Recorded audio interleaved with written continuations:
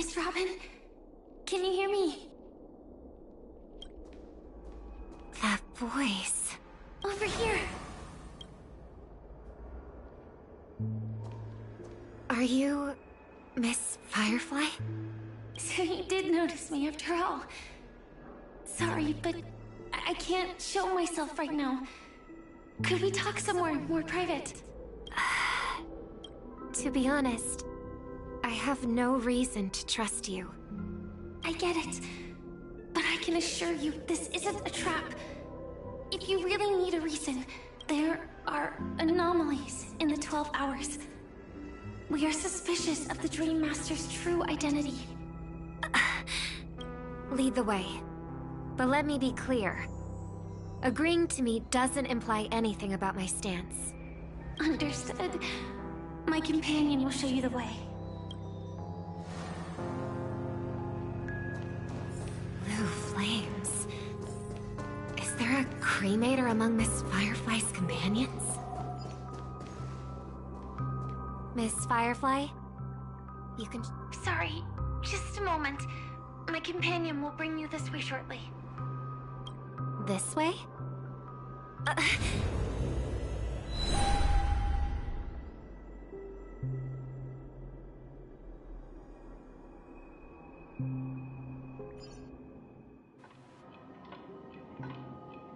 Where is... As expected of the Harmony's favorite.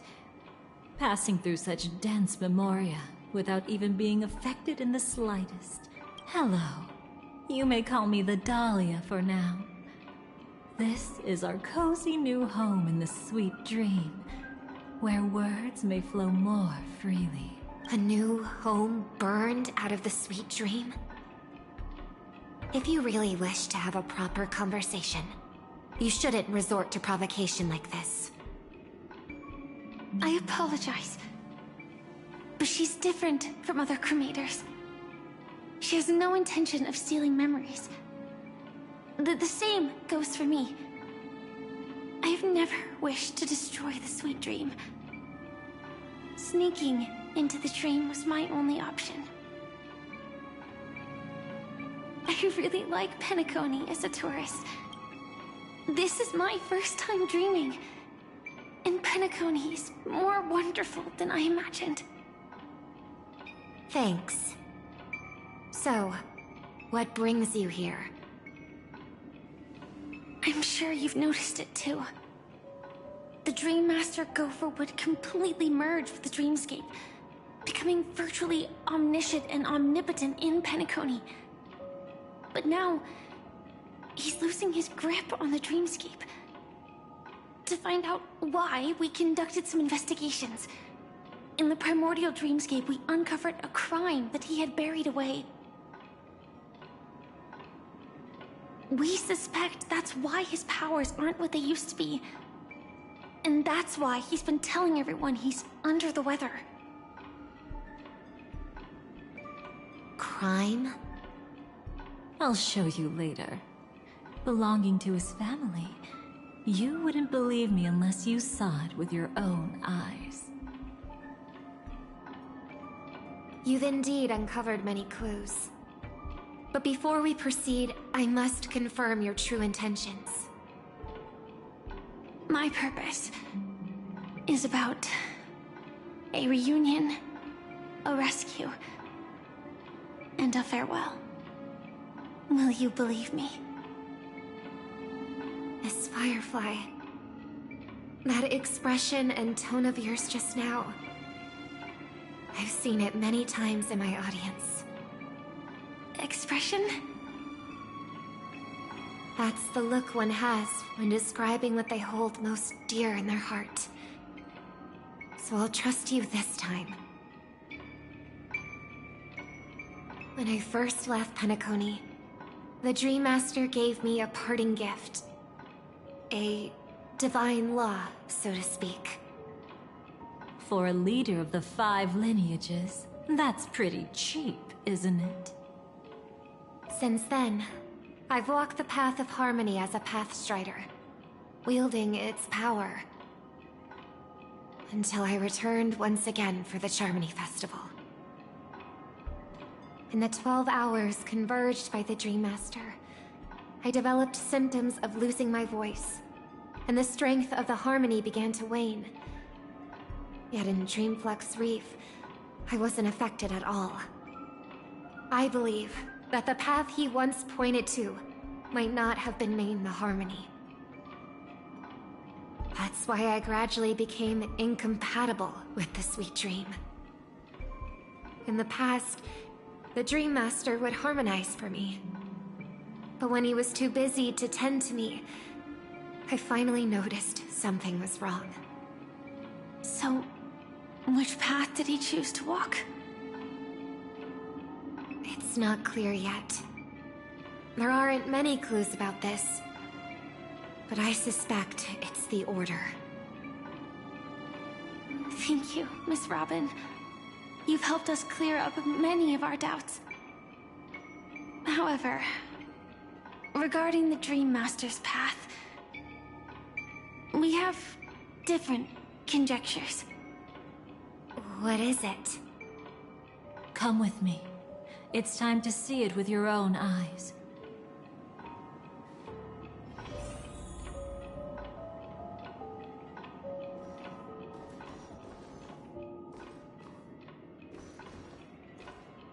Thank you, Miss Robin.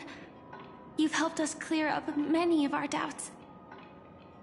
However, regarding the Dream Master's path, we have different conjectures.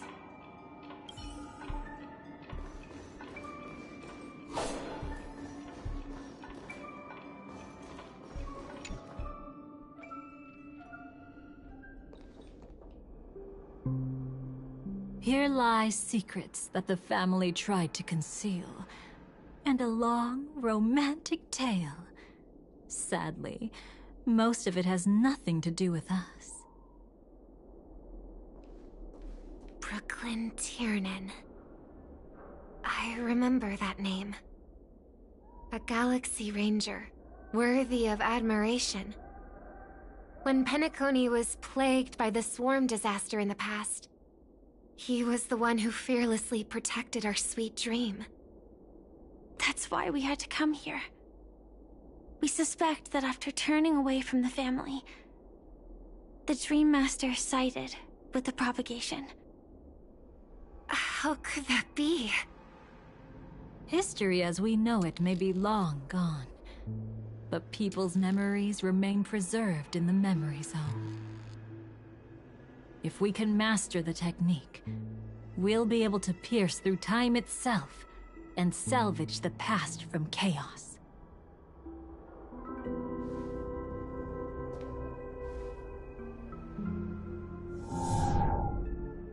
Is this Memoria? Every disaster brought by the swarm was accompanied by countless sacrifices. Some names were remembered, but others were not only forgotten, but betrayed. What are you doing? I am not your enemy. Indeed. Our true foe is that abominable fate. Then why? Why? Easy, child. Your struggle only adds to the pain. The strike I just delivered, dishonorable though it may be, did not miss. Here and now, your death is certain. But I was clearly helping fight against the swarm here. Indeed. As the swarm ran rampant, a Glamoth knight passing through joined the battle without asking for anything in return. Truly admirable.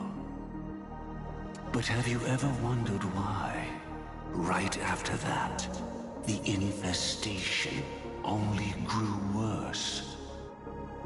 Could it be? The Glamoth Knight, born to purge the swarm, turned out to be a path strider, walking the path of propagation. The sweet dream has never been tainted by the propagation.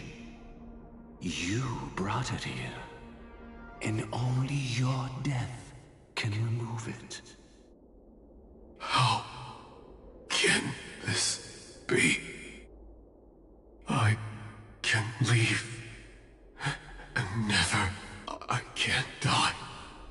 I don't want to die. That's precisely why I said that strike wasn't honorable. I explored your secrets for the sake of the sweet dream. But striking you down, that came from selfish desires after glimpsing eternity. Paradise shall fall into this world of sorrow, and once dawn breaks, it will shatter in the light of day. How could anything golden abide in glory forever? You shall become my darkest crime, in the beginning of a great undertaking.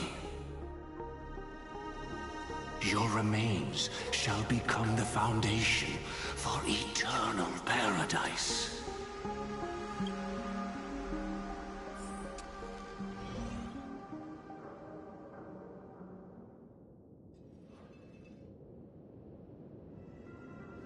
You're quite familiar with the Memoria, so you should be able to tell whether this memory is fabricated or not. Laying the foundation for eternal paradise? At that time, she was trying to escape her own destiny. But when the swarm was discovered on Penacony, she didn't just stand idly by. Even though she died while fighting against the swarm, it wasn't death. It was her own choice. Because like any ordinary person, she had a conscience and knew compassion. Is she your friend? Yes, and in many moments, looking at her is like seeing myself. I know it won't undo what's been done, but I'm sorry. No matter what purpose the Dream Master has, it doesn't give him the right to sacrifice anyone. I promise you, when all of this is over, regardless of the outcome, I'll tell everyone about her deeds. She deserves to be remembered by the sweet dream. Thank you. But there's one thing I don't understand. Even if the Dream Master is after the power of the propagation, there are plenty of swarms left in the cosmos. Why resort to killing? That's exactly why we came to find you. With the Charmony Festival about to begin, it can't be a mere coincidence that the Dream Master is pushing forward with his various machinations now. And you were chosen to perform for the Harmony. Whether you're aware of it or not, you must be absolutely crucial to his plans.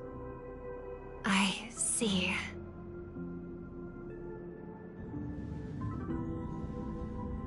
You want me to become the conduit to retrieve the past from the memory zone? What exactly do I need to do? I'll need to temporarily take a piece of your memory. By letting it stir up the memory zone, I can follow the flow of Memoria and burn a path through, retrieving scenes from the past once again. Whether I succeed or not, I'll return your memories to you safe and sound. Let a cremator access my memories? I also think it's too much to ask. If you deem it necessary, you can use tuning to leave a safeguard in our minds, preventing any ulterior motives.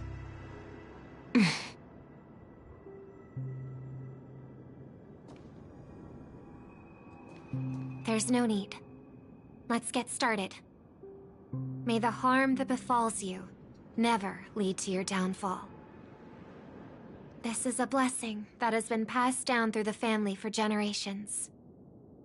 I don't want all trust to be built upon mutual threats.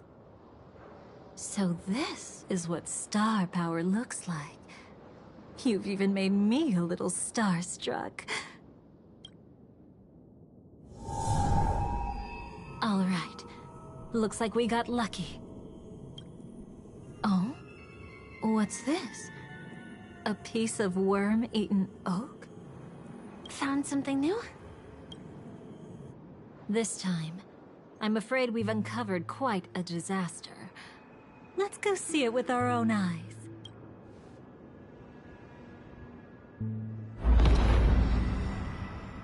Nothing but lies, my dear. Hiding behind the title of a memo keeper? Tell me, how long have you been lying to them? You really seem determined to savor those unforgettable moments, don't you? Be smart and take a hint. I don't have time to entertain you right now. Oh, because you're busy, pretending to be a Stellaron hunter?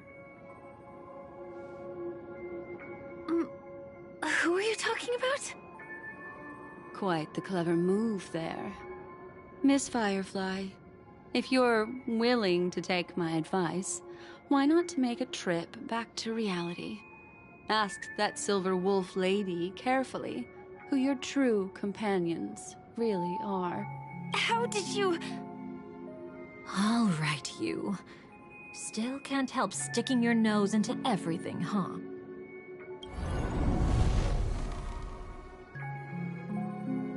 Who exactly are you people? She's just a cremator who manipulated memories and pretended to be a Stellaron hunter's companion. She fooled all of you. What about Miss Firefly? She might get lost in the memory zone's turbulence, but don't worry. She's quite something. She'll only be stuck there temporarily. I'm here to bring you back to the Oak family. Mr. Sunday is worried about your safety. He tasked me with finding you in the dreamscape. As for this Dahlia, she cannot be trusted. To extract specific history from the memory zone through just one memory? While there might be memo keepers capable of such feats, they certainly wouldn't be mere pathstriders. Seems you've been watching for quite a while. Yet you only show up fashionably late when we're about to make progress. Who's the untrustworthy one here, I wonder? Save your excuses. I bring a message from Mr. Sunday that will prove my identity. Just a message? Don't you find that a bit ridiculous? Let's give it a try. It's only 2 words. Charmony, Dove. I don't know the details, but Mr. Sunday said you would understand. Indeed. Unless it's an extreme situation, this is enough to earn my trust. The IPC, Astral Express, and now you're even taking assignments from the family? My, aren't you popular? But you just had to choose the path of your own demise? Back then, I not only kept Lady Acheron's secret, but also left you with your life intact. What? You're that eager to rekindle our past? Well, you are the Dahlia, after all. I have to keep an eye on what kind of trouble you're going to stir up next. I've been questioning this for a long time. How could Destiny's slave possibly accept someone like you, whose very nature is betrayal? And what's the deal with the Stellaron hunter? Let's get somewhere safe first, then we can talk. She's too dangerous for us to let our guard down. Many thanks.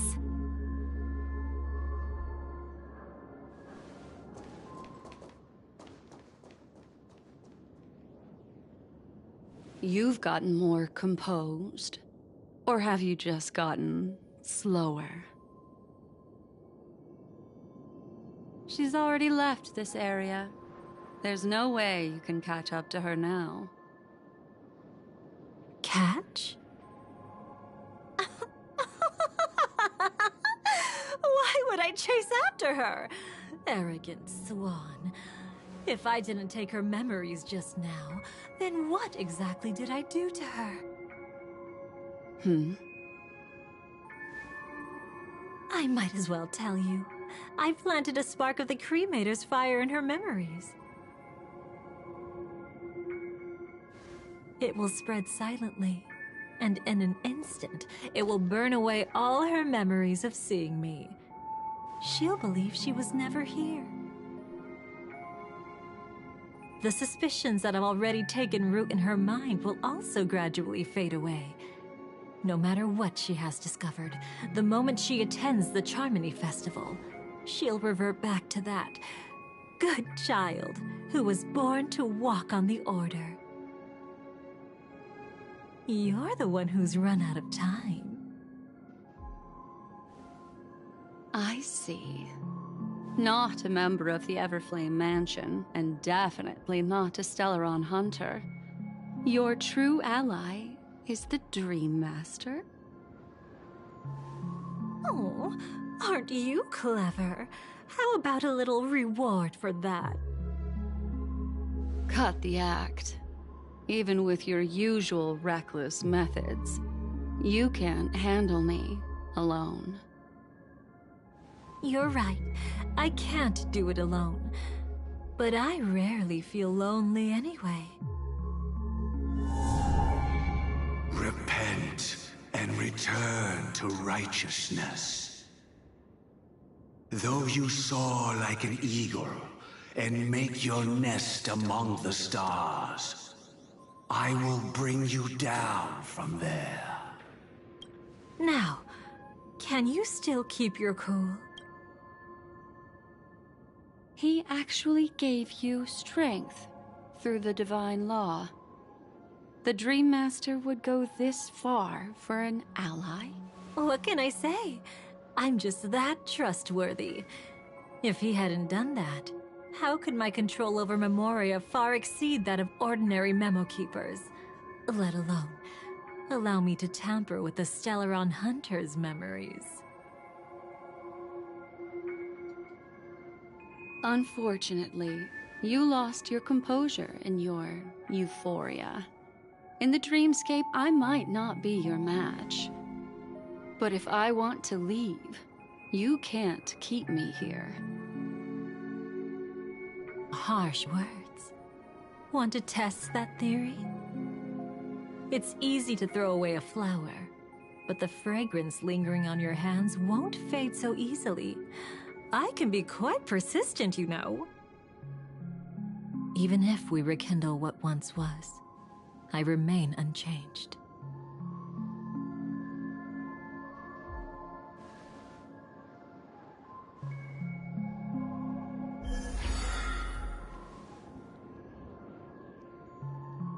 Run faster. I love watching people resist, love watching them flee. Let's savor this moment a bit longer. After all, for us, this will be an incredibly crucial moment. No matter where you run, I will always find you.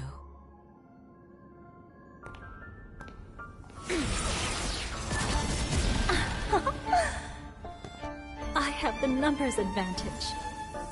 You have no chance of winning. I don't want to use the cremator's tricks. Not that I can't. I knew it. Your ever-shifting morals. Never changed.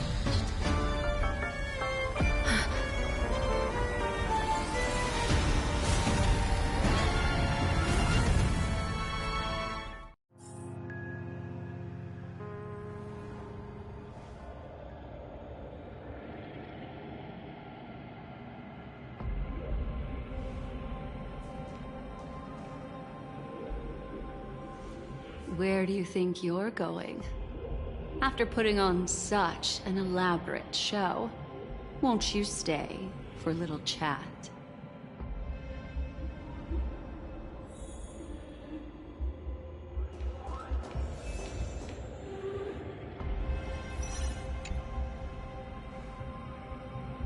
The most trustworthy thing about you is that you're never to be trusted, darling. And that's one thing that's never changed about you. When did you figure it out? That the divine law used to share power with me was also the shackles he placed upon me. The moment you admitted to being the Dream Master's ally, I began to suspect your true intentions. Until now, you've betrayed every single faction you've joined, without exception. Besides, after not seeing each other for so long, and now having such an overwhelming advantage over me, you'd do everything in your power to stop me, even if I had the slightest chance to escape. The openings you deliberately left during our clash weren't exactly subtle. Rather than toying with me, you were leaving gaps everywhere for me to cremate Memoria. Oh, really? I'd love to drop the act and give you a proper taste of torment. But alas, as long as the constraints on me remain, I'm not my own master. I can't do anything that would harm Gopher Wood, nor can I reveal his secrets. Good thing we've always had this kind of tacit understanding, always trusting in each other's capriciousness. I wish that wasn't the case. I'd rather not draw the Garden's attention because of my association with you. Aw, back to your old tricks again? It's an epiphany, dear. Something you'll never understand. Let's talk about what's really important here. What are you hoping to get from the Dream Master that made you willing to submit to his control? After putting on such an elaborate show, using me to regain your freedom, which kind of memories are you trying to steal from the sweet dream? Why, of course. The destructions.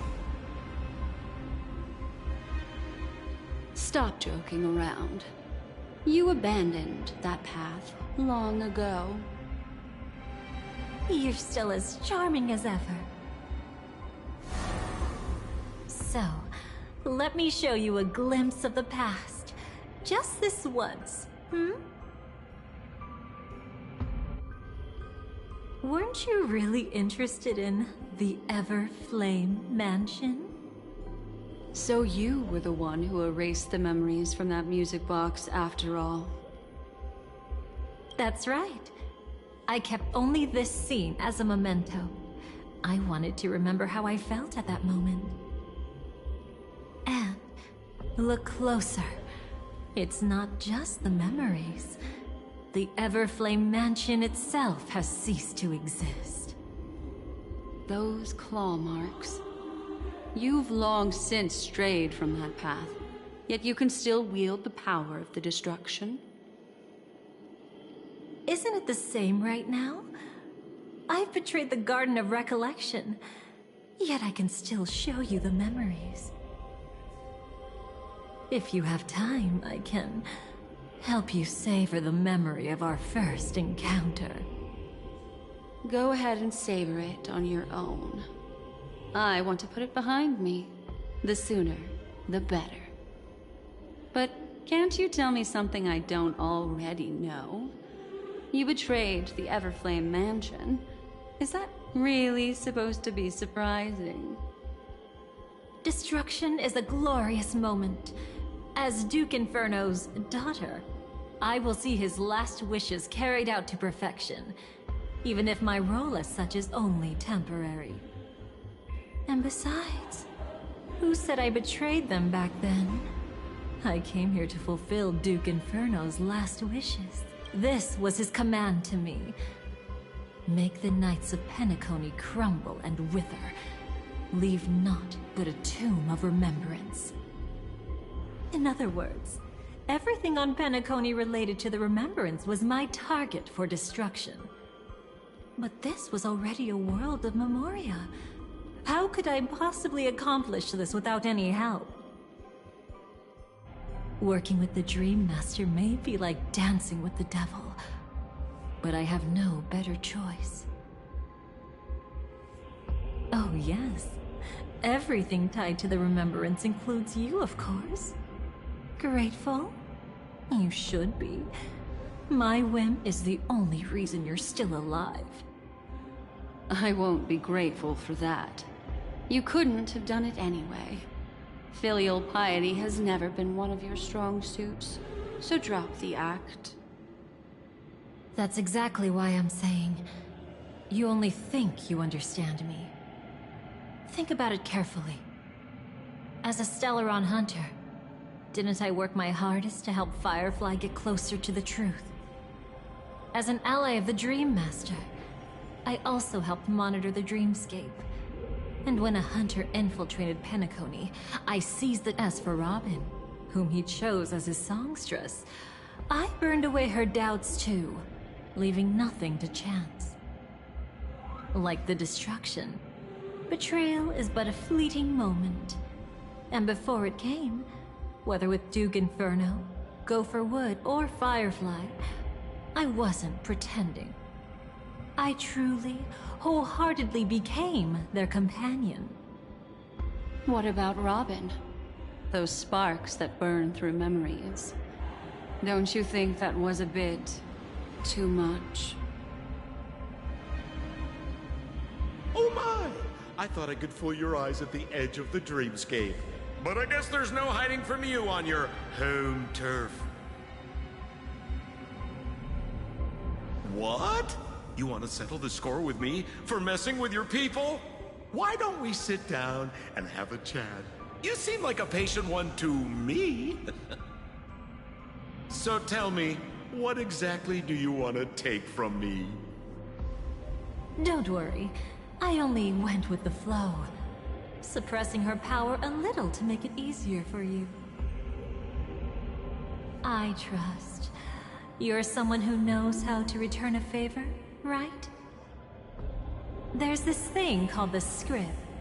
Now that, I find quite intriguing. Stellaron Hunter collaborator. Soon, Robin will understand the true purpose of those sparks, and thank me for it. I can hardly wait. Even though I'm not a Stellaron Hunter, this time, I might have a chance to betray destiny too. So stop thinking you've figured me out. I don't want to miss out on any possibility life has to offer. Betrayal isn't in my nature. Greed is. Darling, are you fatally wounded or terminally ill? Unless you're on your deathbed, I don't believe you're actually being this honest. I can make an exception for you, but most people, I certainly don't want them to remember. Sometimes I resent memories, because some people don't deserve to witness my radiant bloom again in their memories. And besides, you're no better when it comes to greed. On my deathbed, I suppose that's not entirely wrong. I was hoping a little honesty could talk you into dying with me. No, thank you. Too late. You're already caught up in the secret. Come on, just a few steps more. Even if I tried to turn you away, you wouldn't want to.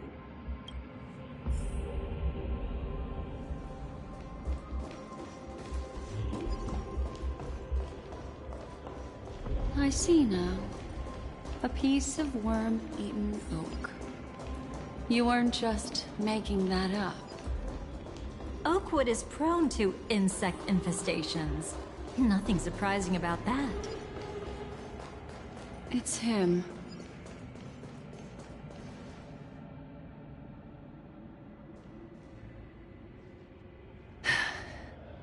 Just look at this place. Shouldn't be this lively here. Ladies, which one of us would you say is the uninvited guest? Mr. Aventurine, what are you doing here? Well, the game's over. And I scored a big win. Oh? What did you get out of it? The Nihility Emanator cut me, and I died in the most spectacular fashion. Oh, speaking of which, you must know exactly how that feels. My dear lady who loves to dance. Still better than having no invites at all, my dear helpful lady. You two are really something special. You're quite interesting, Mr. Aventurine. However, you weren't supposed to find your way here. Unless you can give me a reason, I'll indulge you by letting you die once more. That confident, huh? You haven't hidden your weakness well, even though you're one of the 10 Stonehearts. Right now, you'll be easy enough to handle. I wouldn't be so sure. Since you know who I am, you should know better than to gamble. Consider this warning a welcome gift from a friend. So long as my trump card remains unplayed, none will dare see the hand through to the end. Too bad you've used up all your luck for today. I've always found losing more interesting than winning. What's the harm in giving it a try? Hold up. No need to rush into making enemies. Mr. Aventurine, congratulations on uncovering the truth behind death. But from what I know, you should be at Dreamflux Reef instead.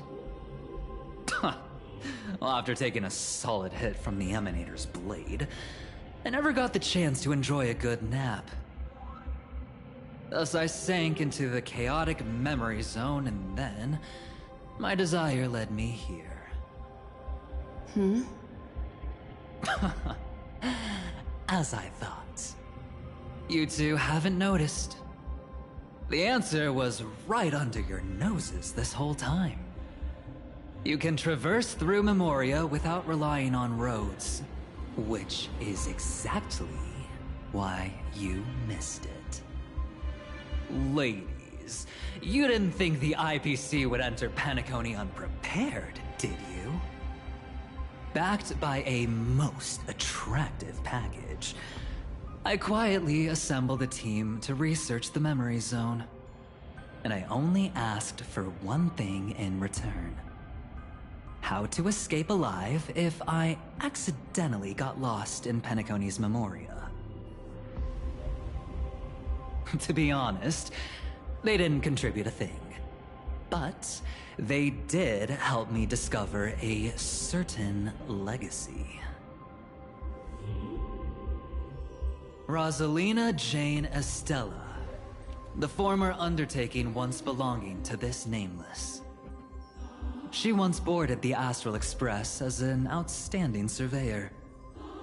Years ago, in pursuit of the primordial dreamscape secrets, she ventured alone into the memory zone and was never seen again.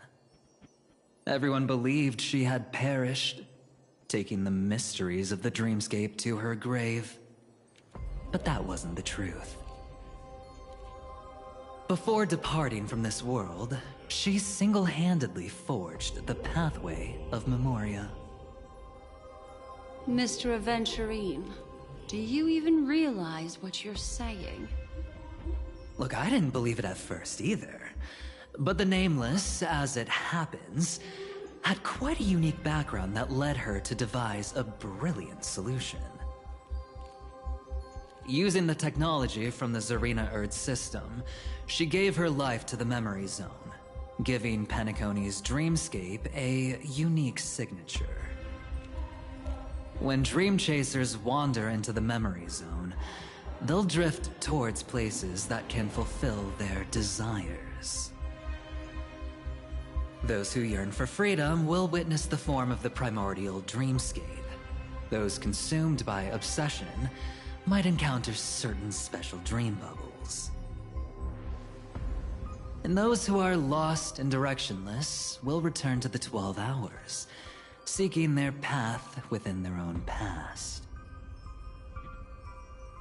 The family discovered this trait and cleverly utilized it, allowing guests to be sent to different hours upon their first dream entry. In other words, this Nameless is the true founder of the planet of festivities. As for me, maybe I ran into a good doctor. From the look of this place, he's the one who let me blunder my way in. The impossible in dreams is not death, but dormancy. Do stay alive. I wish you the best of luck. Looks like I'm pretty lucky. I can't wait to see what I'll discover here.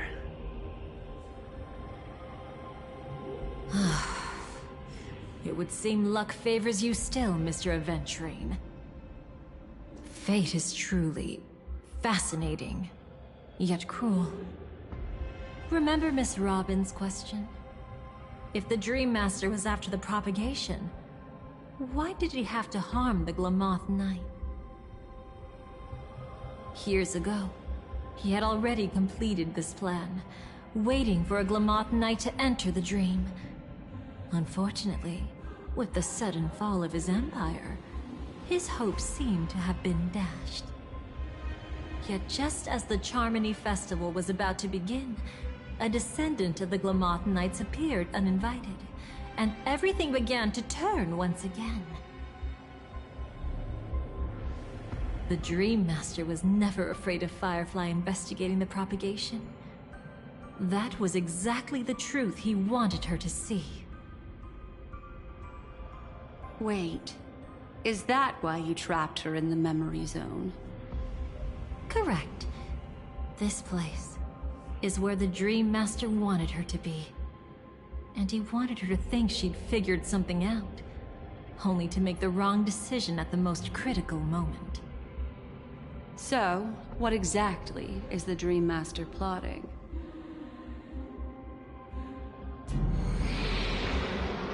It doesn't matter anymore. We've missed our chance to stop him. Even if we catch him in person? From the very beginning, he never existed anywhere at all. When he attempted to merge with the dreamscape, he transformed himself into 4 primordial divine laws. The gods bestowed upon us heavenly fire, and with it divine tribulations. Let them be, for we are all mortals, born to love and to suffer. The first law. As his parting gift, he bestowed it upon Robin, guiding her onto the Harmony. Repent and return to righteousness. Though you soar like an eagle and make your nest among the stars, I will bring you down from there. The second law is the power he bestowed upon me as his collaborator. At the same time, it serves as a constraint to ensure I won't act recklessly. And the third law... Paradise shall fall into this world of sorrow. And once dawn breaks, it will shatter in the light of day. How could anything golden abide in glory forever. I haven't seen it myself either. According to him, it was an all-out attack, like a torrent of fire pouring down from above. And the last one? Nobody knows. After claiming to be ill and withdrawing from public view, even though the constraint remained in place, he never contacted anyone again. Not even me, his collaborator. It's just my theory, but I'm pretty sure I'm right. By then, he had finally completed the last law, and used it to eliminate the one weakness that exists in any plan. The mastermind himself. The moment the plan was set in motion, Gopher Wood died a martyr's death for the just cause he believed in. And the swarm disaster shall reappear again in the sweet dream. The moment has finally come. Resentful from being deceived. Confused by conflicting memories. Your expression right now is so similar to what I had imagined.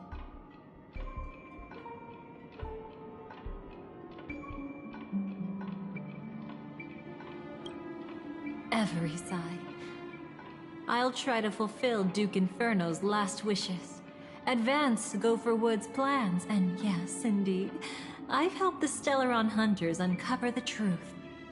Don't be too mad.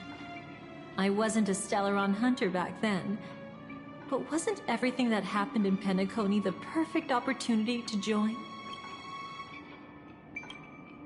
Though it wasn't my original intention, I wanted to help her. To keep her from getting caught up in Gopher Wood's schemes and facing such a detestable fate. Alas, I couldn't make it happen. The path your predecessor Rosalina left in the Memoria pushed Firefly towards a new lease on life. Indeed, how could a nameless who walks the path of the Trailblaze leave behind a legacy built on evading destiny?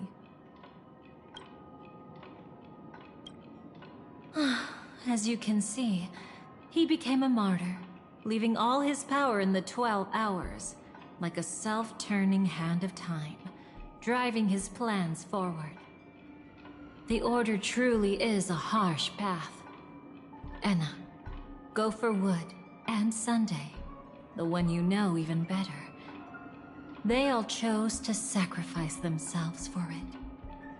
But then, something interesting happened. You turned out to be that variable. As Aventurine said, Rosalina's legacy would send dreamers to where they truly yearn to be. For Firefly, that place turned out to be by your side. She revealed her true self to you, reuniting with you as a Stellaron hunter. Then, guided by a history fictionologist, you witnessed the life of the watchmaker Mikhail. It was truly a life worth remembering, worth giving everything for. I would have loved to raise a glass of hello and goodbye to him, just like the one who saw things through to the end, Mr. Gallagher. What a shame I can't do it properly here. Sunday also came here, feigning cooperation, to reveal to you the truth about Penacony. The foundation of the sweet dream, hidden behind the Grand Theater's curtain, was actually a Stellaron. And the true mastermind behind everything was none other than the Dream Master Gopher Wood. But you know now that his words weren't entirely true. What followed was one of the few beautiful memories that Firefly has held onto to this day. In order to win tickets to the Grand Theater, you and Firefly participated in the moment of scorched sand auditions. Your coordination was so perfect, like you were companions who'd long shared the same rhythm. See? Even though you've forgotten everything from before, some traces remain etched in this moment, becoming part of your instincts. Until, following the script, Firefly sent you all to the final stage before departing on her own. In those beautiful moments before that, she experienced the joy of living, yet she still had to face the terror of death. However, you may have noticed that during this period there was a small gap.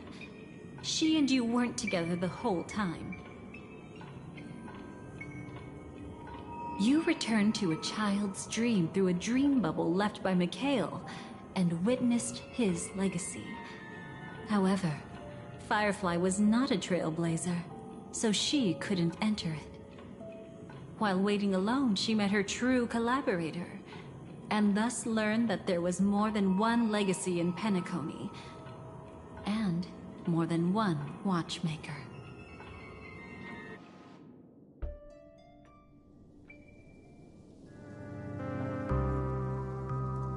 Did they enter that dream bubble? That's right. Unfortunately, you won't be able to follow them in so easily, even if you've traveled together as companions. That old man can be so stubborn sometimes. He'd rather have the Nameless be the ones to witness his legacy. No, I think it's quite romantic. A legacy left in the past will give them the courage to continue walking towards the future. Even if I can't walk alongside them, I'm content in knowing this. Huh. You're quite like the Nameless. Awkward, but admirably so. Maybe we can't walk the same path, but... Passphrase, respond at once.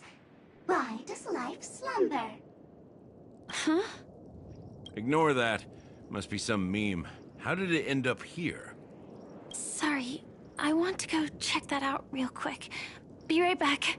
Oh, so you're into fluffies too. You've got taste. Better not wander too far, though.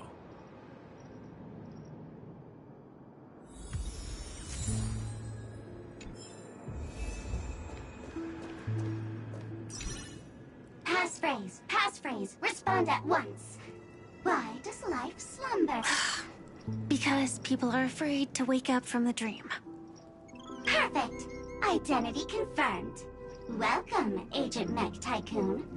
Please proceed to the next rendezvous point. Our people will be waiting for you there. Is this really necessary? Gotta stay in character. Follow the instructions, Mech Tycoon.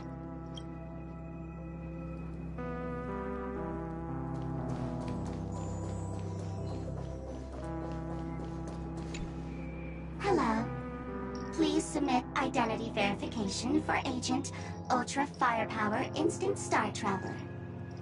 Who? Mech Tycoon wasn't cool enough, so... So, Miss Sparkle went ahead and changed it. Masked fool. You shouldn't be here. Well, someone's been kept in the dark this whole time, completely oblivious to their real body standing right in front of them. Buddy. Don't tell me you still haven't noticed. That memo keeper has already stabbed you in the back once. No way. Silverwolf never mentioned me? But she's the one who invited me to team up. The family's omnipotence in this sweet dream, that was my intel. Now you all are going back on your word? Your intel? With Kafka's spirit whisper, my cognition shouldn't be susceptible to distortion. Could things be different now that I'm in a dream? Before heading to Penacony, Silverwolf did tell me to keep an eye out for anyone asking, why does life slumber? But as evidence, that's not enough. Oh, really? Then what if you were to die 3 times in the sweet dream? Then, why is this the first time we're comparing notes? What else could I do? As a fool, how could I ever catch up to a memo keeper in a dream? Every single time, just when I was about to reach you, poof! she'd vanish with you. Who exactly is Constance? She works for the Dream Master, but she definitely has her own agendas. She secretly made a deal with me.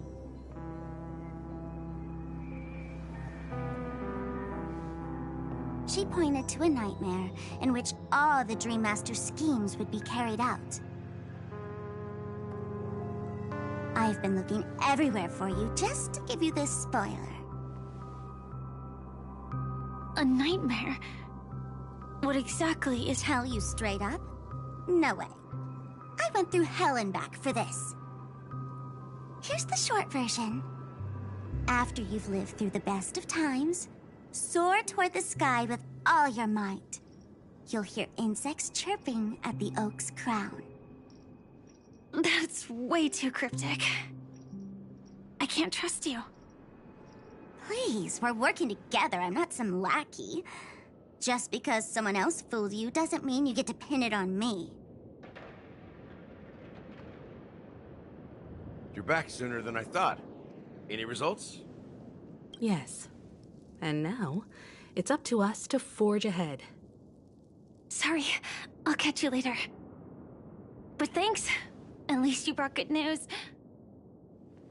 Which part was good news? The best of times. And now, the Dream Master's plan begins to turn like clockwork. And so too does destiny. What does the Dream Master gain from recreating the swarm disaster? Oh, reminds me of the good old days during the War of Gods. Oh, silly me. I almost forgot. I need to retrieve a certain lost item. Otherwise, there's a lady who won't be too pleased. Sorry, but I need to get going. Sorry, but you're not going anywhere. This is the land chosen by Gopher Wood to meet disaster. But he doesn't want the swarm to truly surge forth and devour the world. The swarm disaster will be trapped here, and so will you in your weakened state. Unless a kind memo keeper lends a helping hand. But I can't find a reason. So far, there hasn't been a single case of one of the 10 Stonehearts being killed. It's driving me crazy with curiosity.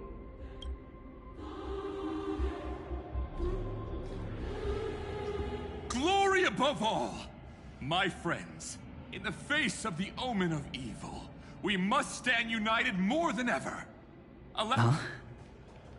Whose backup is this?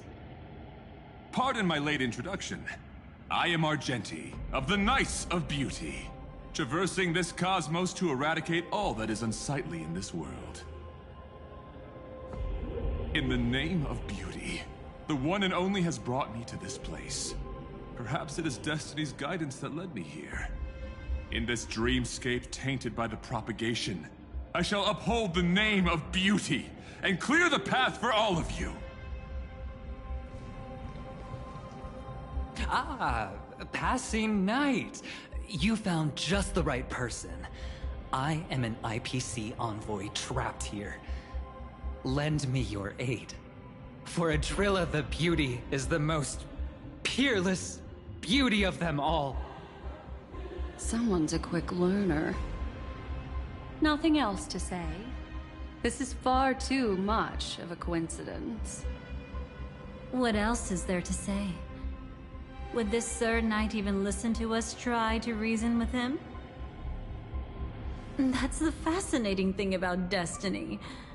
Some people are just born lucky. Let them be. We should get moving now.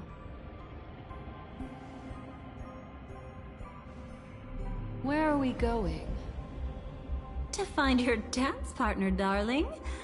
By an unexpected turn of events, the Dream Master's plan is about to come to fruition. And to deal with him, we'll need an emanator to step in.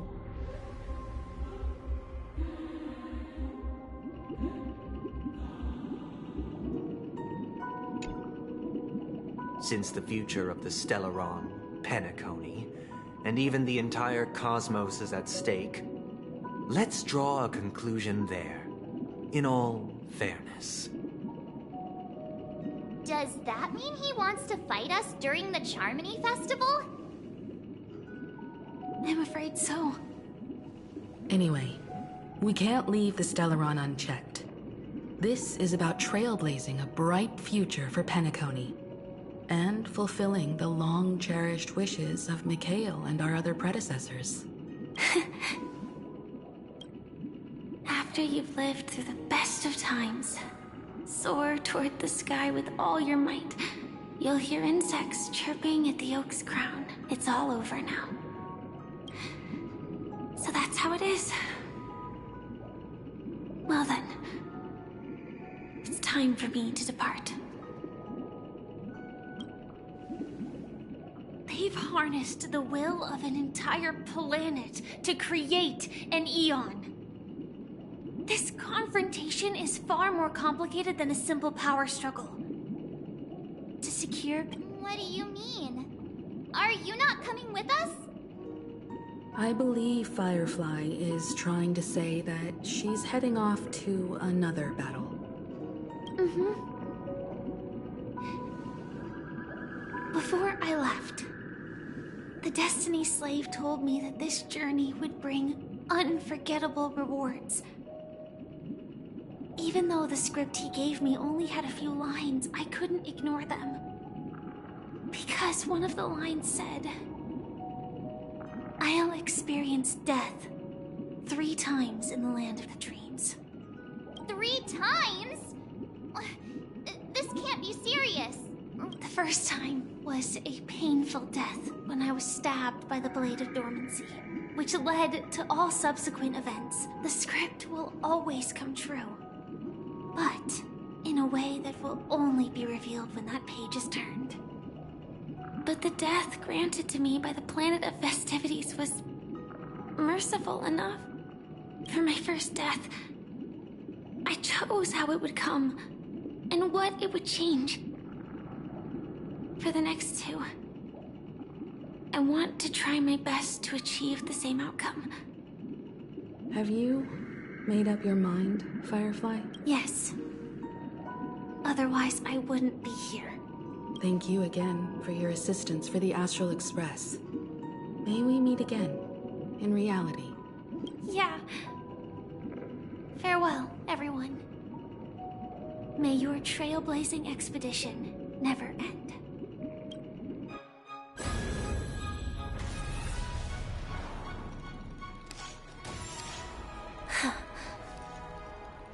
I dreamed of a scorched earth. Everyone, are you ready?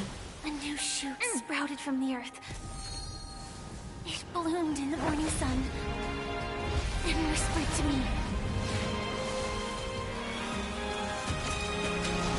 Like fireflies to a flame, life begets death. May we meet again in reality.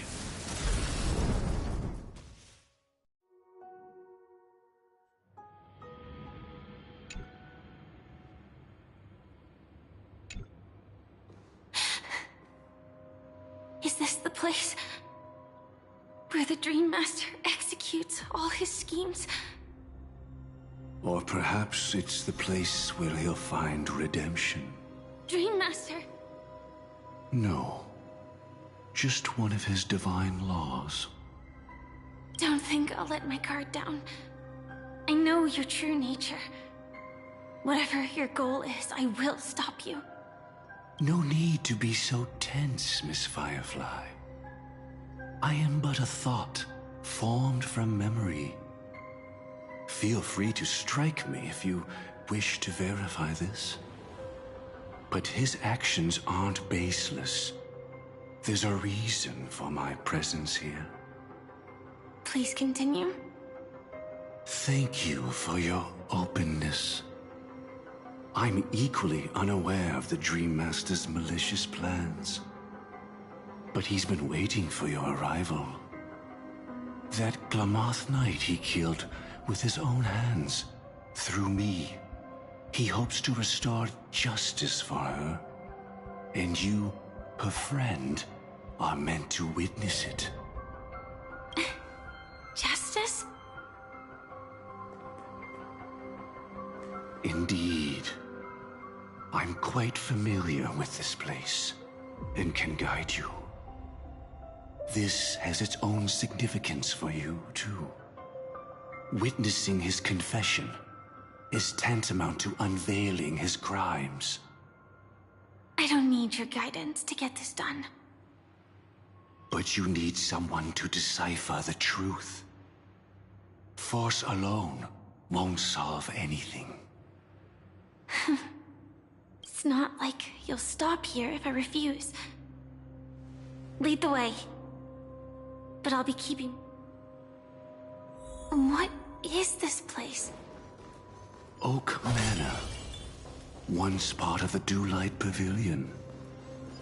Before becoming the Dream Master, he used to hold family councils here. But it's been abandoned for... Is that... I'm afraid it's...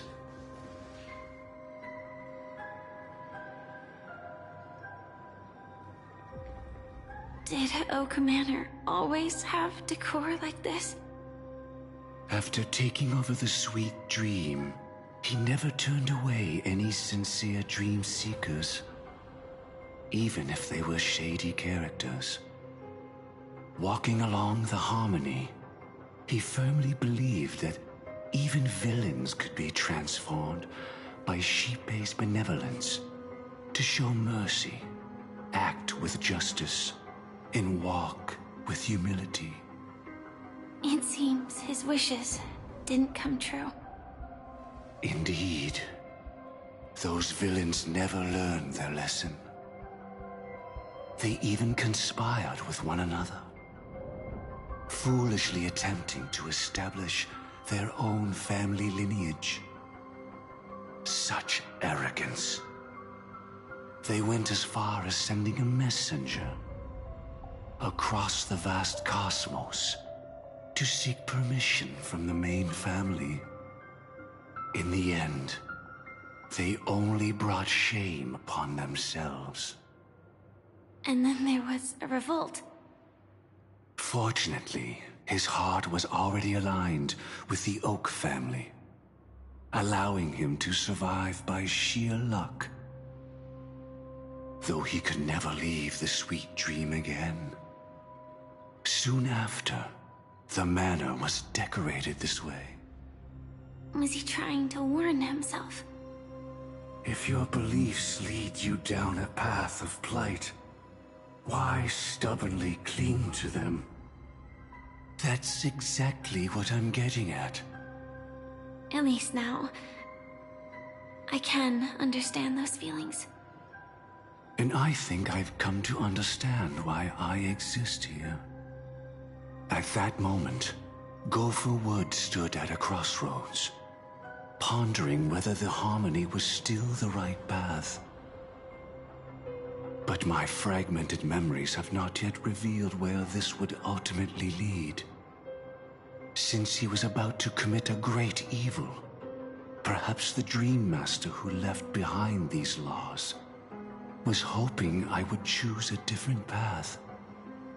But it's too late to change anything now. Not necessarily.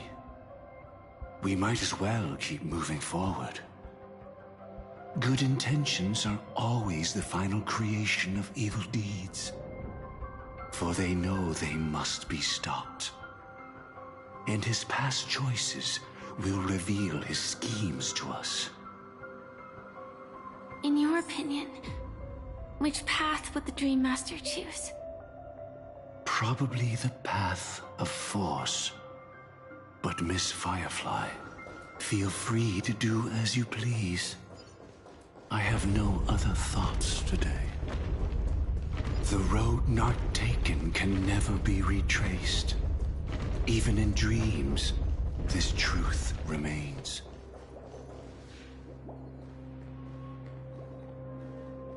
In the end, all paths lead to the same destination. human will, it seems, truly has very little impact. Is this...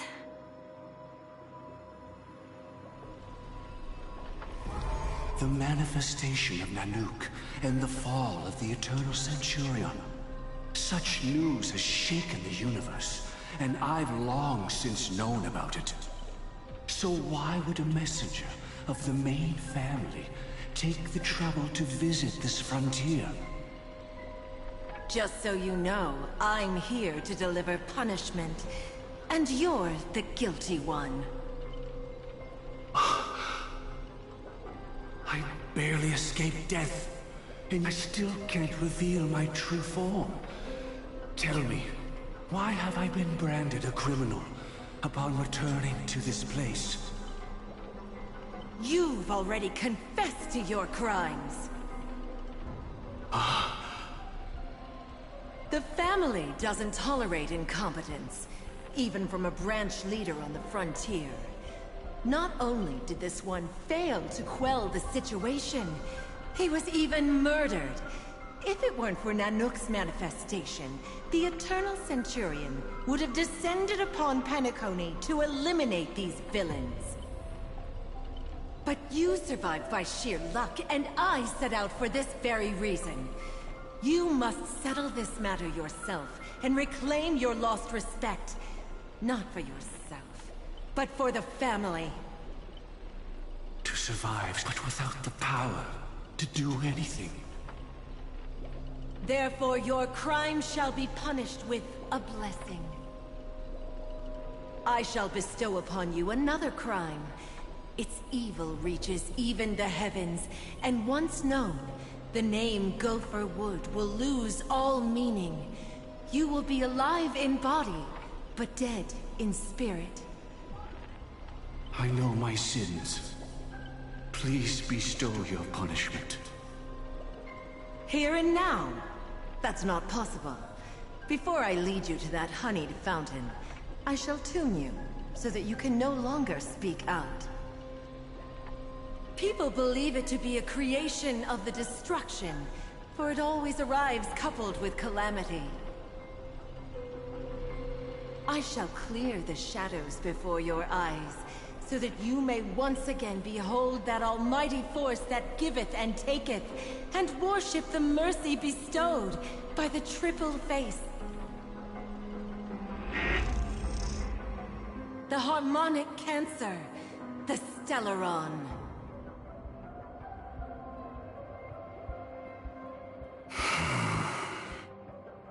Did the Dream Master already know back then that the Stellaron was actually a creation of the Path of Harmony? Was he forced to manipulate the Stellaron under the family's orders? I'd like to defend him, but calling it forced would be self-deception. He claimed he was powerless, not that Xipe taught us we shouldn't do this. Whatever the family's true face may be, right now, Gopher Wood is no longer a follower of the Harmony. What if you were the one standing there? Perhaps I too would betray the Harmony. But in any case, that would only mean I found the family unworthy of obedience. It doesn't justify the Dream Master's heinous acts. Miss Firefly, have you ever pondered over destiny? I often wonder if we could face our past decisions again, would we really make different choices?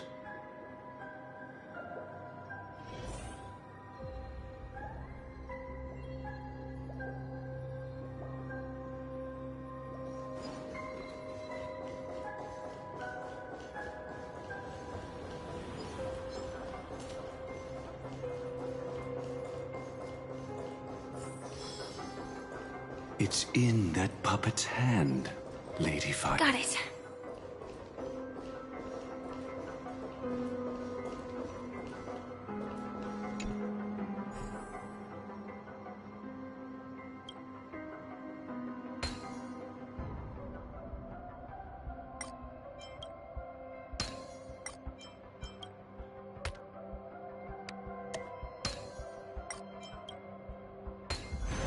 Life is a puzzle in and of itself.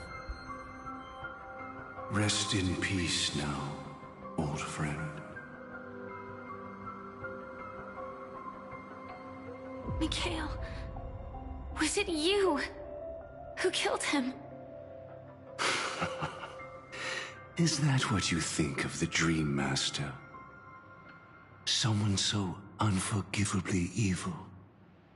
He was once the Dream Master's closest friend, but they ultimately parted ways due to their differences over the sweet dream. Mikhail once gave the Dream Master a wristwatch, and even though it's broken now, he still treasures it to this day. I came for confession, old friend. I wonder, what did death feel like to you? I died once, yet returned to the mortal realm. If you were as fortunate as I was, would we still walk different paths? In my eyes, you can still hold on to hope, precisely because you've never faced inevitable death. Would you blame me? Would you, Mikhail? I tried to unveil Xipe's third face, but I was wrong. It wasn't the propagation.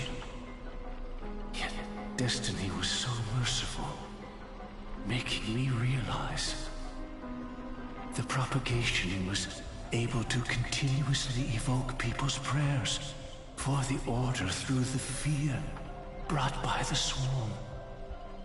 When the Swarm disaster ravaged the universe, that was also when the Order reached its unprecedented peak. But after that, the Great One deliberately ignited a war among gods, leading to their own downfall. They would rather fall than let the Order ascend upon a staircase of falsehoods. They were wrong too.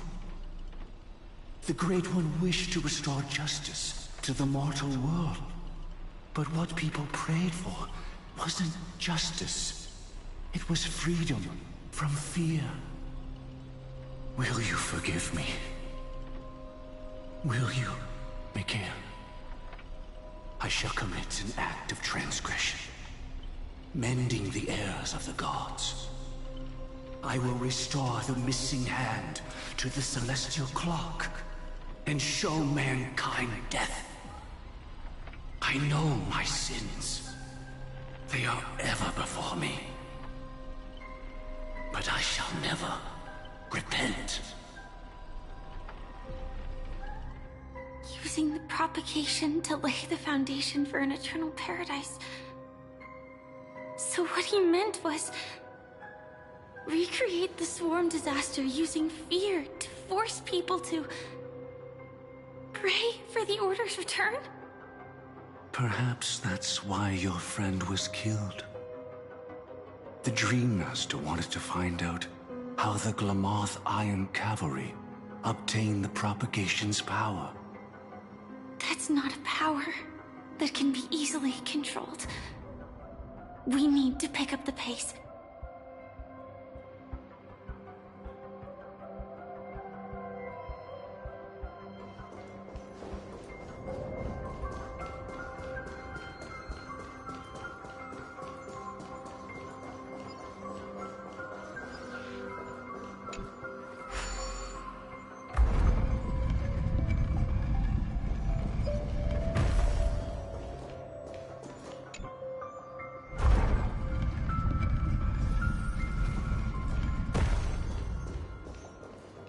Past this point lies the Grand Hall at the end of Oak Manor. And before us lies his final decision. Where to go after turning away from the Harmony. Since he wants you to choose again, which side will you take? Go ahead with whichever path you think is right. I'll take the other one. Don't worry. I can't change anything. Even if I have a sudden awakening, it would only give the Dream Master peace of mind. He deserves absolute punishment and must be brought to heel. So you made a different choice after all. I will stop it. I hope everything goes well.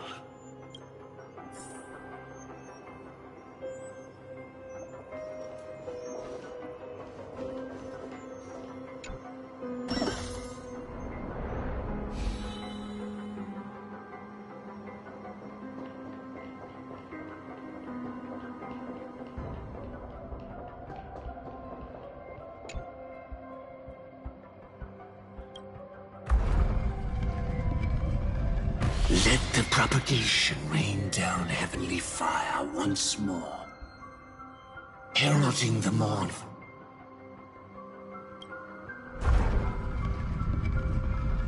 Let the harmony's lies be exposed in an instant, revealed by the piercing blade of truth.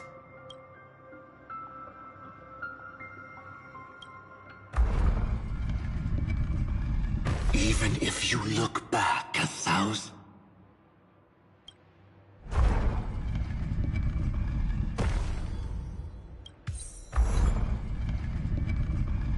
Let the propagation rain down heavenly fire once more, heralding the mournful. Let the harmonies lie.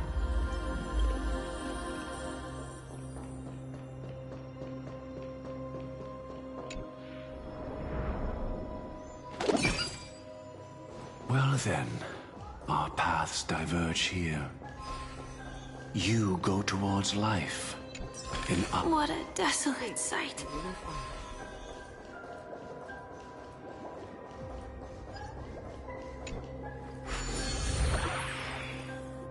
Nothing seems out of place. Did I pick the wrong one?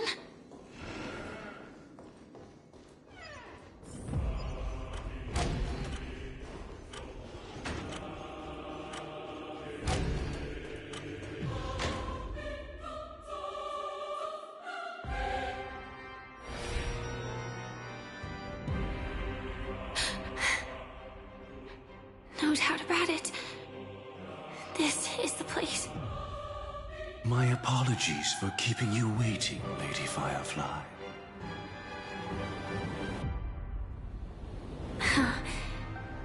It's you. It seems the other path leads here too.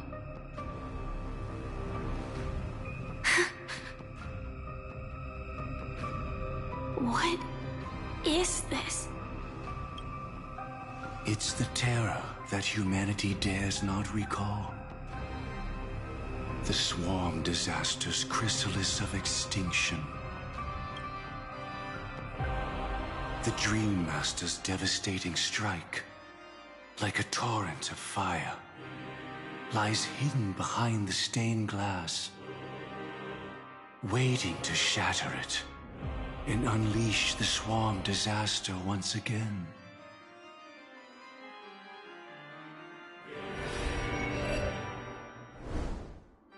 How did the Dream Master become this powerful? We need to stop him. Or maybe stop me. As expected. I shall end this matter on his behalf. This thought, together with the power beyond the window, completes a single, true, divine law. Divine law? Everything you saw along the way, none of that was meant for you. It was meant for me. So that I could bring you justice. I don't see any justice in any of this. Lady Firefly, I assume you've pondered over destiny too. think it can be used as an excuse for anything. Even if the ending is predetermined, we can still decide how we get there. That's just self-deception. You've never been able to change the course of events. When we stand at the crossroads of choice, no matter how many times we start over, we'll always make the same decisions. By that moment in time, we've already been shaped by our past, believing that choice to be the only correct path. All the past you've left behind has already determined your future. Your friend tried to escape destiny, only to meet the same end. And now, here you are, no different.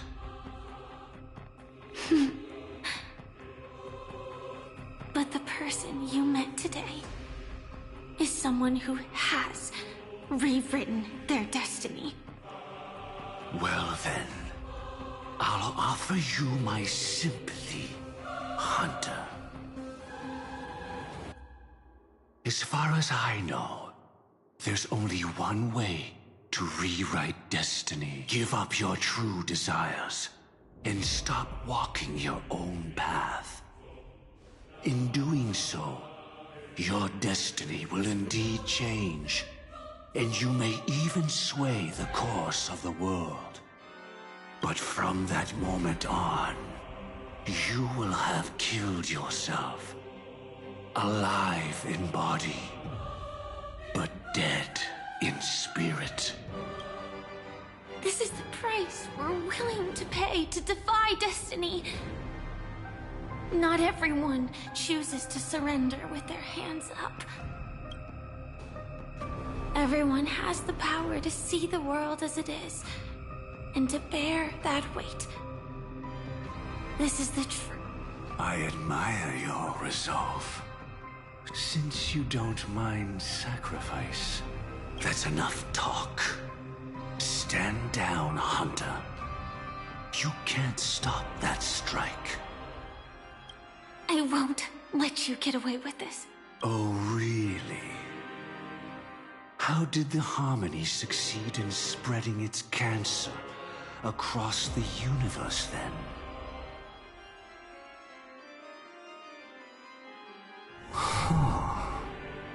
Though she wasn't my true companion, that cremator left me with a spark of her flame.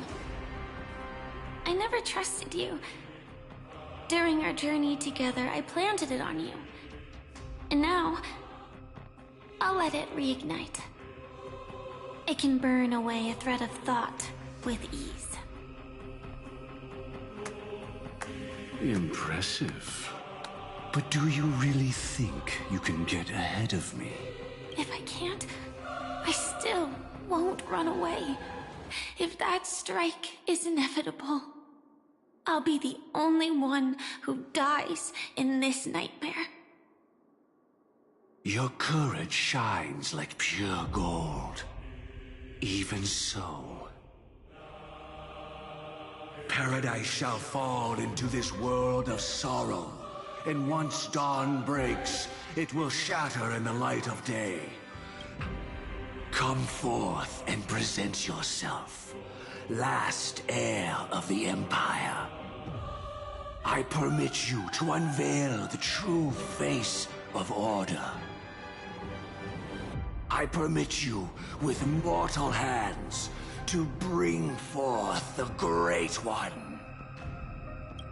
The Swarm will again devour all things, and fill the hearts of the lost with terror. Someone must cast down rage in their stead. All that lives will one day die. Even so, I will still do as I've always done, and pray that I can stay alive. I can do it. Right? But death will come because you, out of all people, are the foremost in seeking life.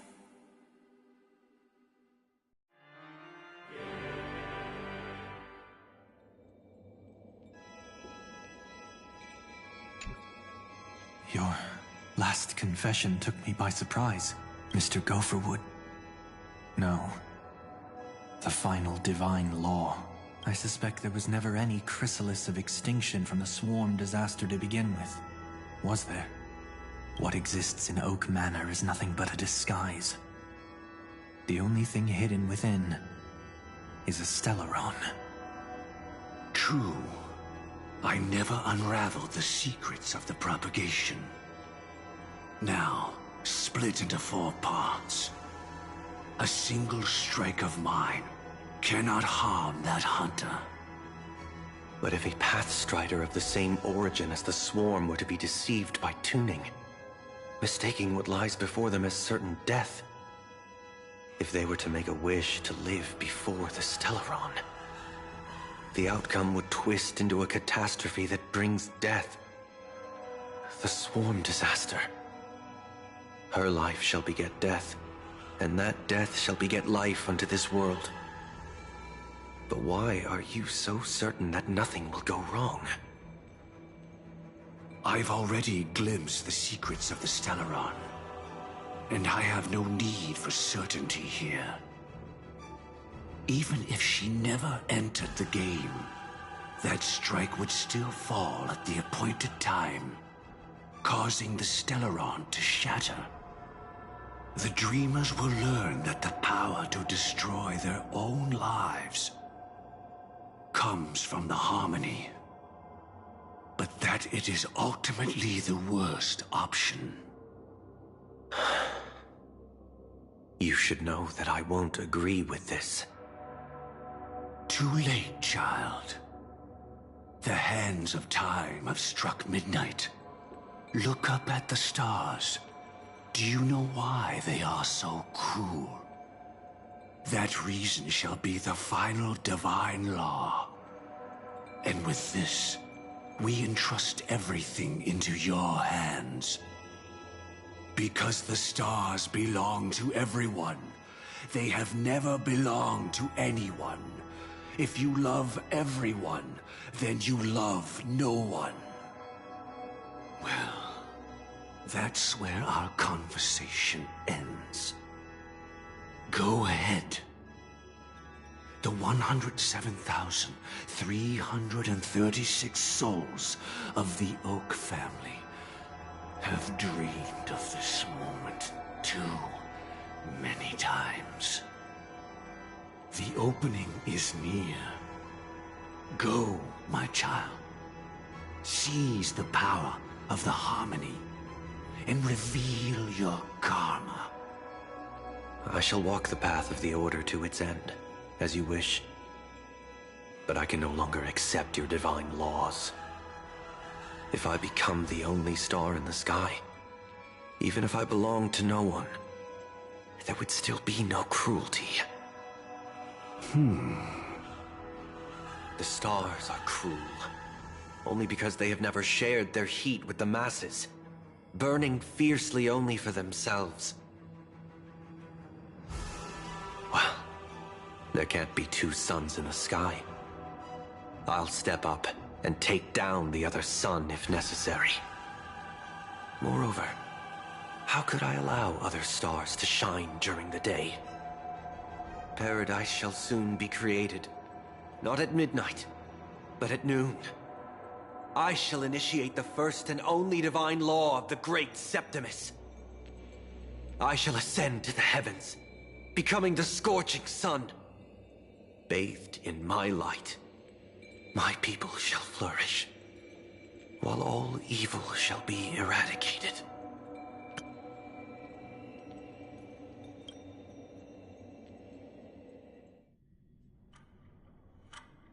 Very well, child. Do what you must. Perhaps I was never without choice, merely too entangled with the fear of losing, never knowing what was possible if I chose to act. I should become a watchmaker too. The harmony I seek has but one note, repeating endlessly, never falling out of tune. Life, too, has its time. We did it. He faded first, causing the power to lose control.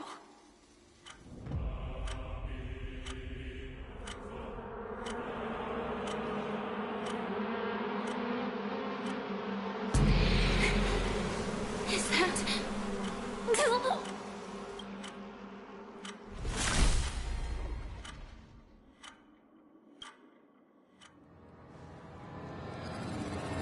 How...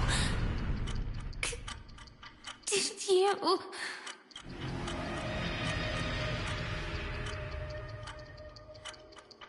Death comes for us all, eventually.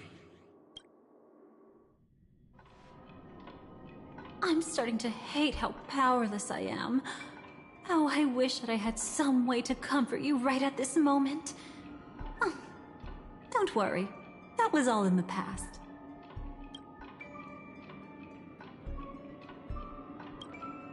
She had almost reached her demise, yet she survived. Her second death hadn't come yet. It would be upon her soon.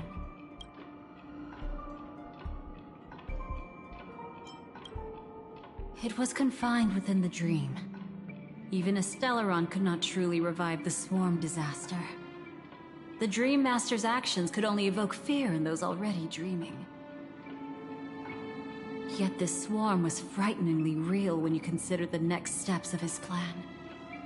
Enna's dream had enveloped the entire star system, which meant the swarm disaster would gradually become indistinguishable from reality. The propagation would awaken the most primal fears in all dreamers. Through their cries, the path of order would be sustained, until the entire cosmos drowned in a singular dream. He lured a Glamoth Iron Cavalry to face a Stellaron after years of plotting. Though everything Firefly had learned since entering the dream was true, they were only truths that the Dream Master wanted her to see. And that is often regarded as the highest form of deception. The Stellaron answered Firefly's desire to keep living. In response, it recreated within the sweet dream the swarm disaster and the Eon Enna. You engaged in a decisive battle with Sunday at the Penacony Grand Theater afterward. He had, without question, become an emanator at that time after usurping the Harmonious Choir. But you showed no fear and gave it your all in your fight against him. And you emerged victorious with the help of your allies. Yet that battle, the setbacks, the victory, was just an illusion woven by Sunday. It was impossible for you to beat Sunday at that time. Enna's dream was so terrifying that even memo keepers could not act freely in it. Fortunately, we sought out Acheron first, and she lent us a helping hand. That allowed us to take action and try waking people one by one. Indeed, don't forget that, even within the sweet dream, there were still many people yearning, striving, and pushing forward with all their might. At that moment, you too would face a similar deathmatch. Being woken up by Black Swan was a watershed moment. Due to the existence of Enna's dream, your memories from that point onward can no longer be viewed from the same perspective as before.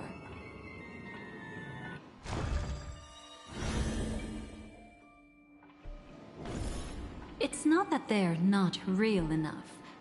Things always look different when viewed from different angles. Ever thought about whether we've truly seen our authentic selves in a mirror?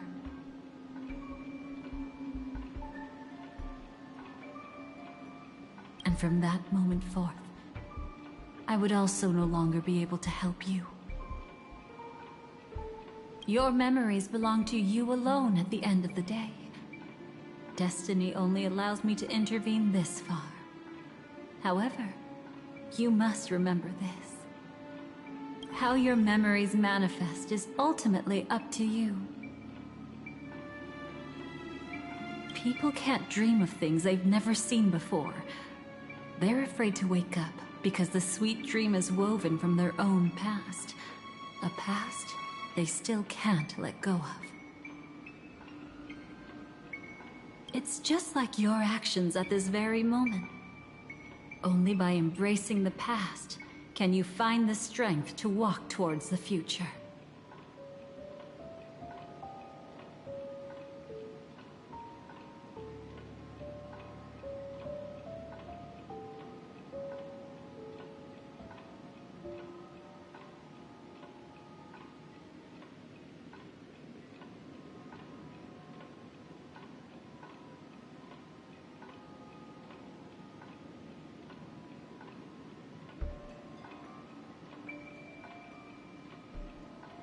Firefly, me, the Stellaron Hunters, this entire world.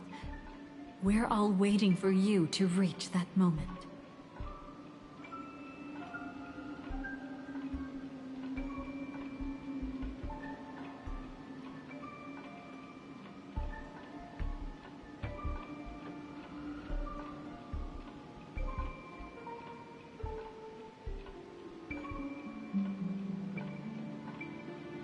I can hardly tell if this is nervousness or excitement. You are different, unique, and worth waiting for. Go and write a prelude to memories once.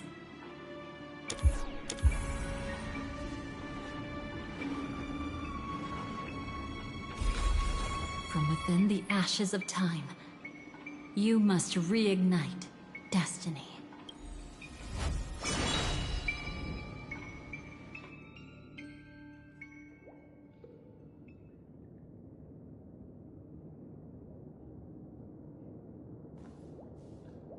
This way, darling.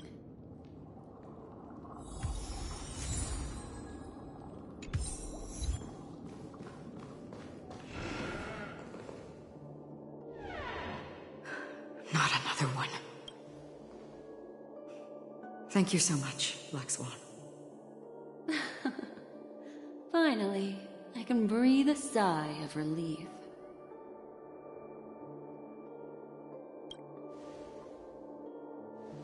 I understand you must be confused, and will do our best to shed light on the situation. However, before that, it's essential to know that this place is the rift between dream and reality.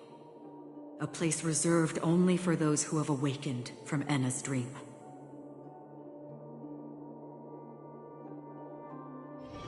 Do you remember Sunday's ambitious plan? He intended to harness the power of the Stellaron, the collective will of over 100,000 Oak family members, and the desires of everyone in Penacony to usurp the harmony and restore the order. Unfortunately, it didn't stop there. From the early days of our journey into Asdana, we were already affected by the Stellaron. That strange dreamscape where we met. Maybe it was a sign that your thoughts were beginning to drift away.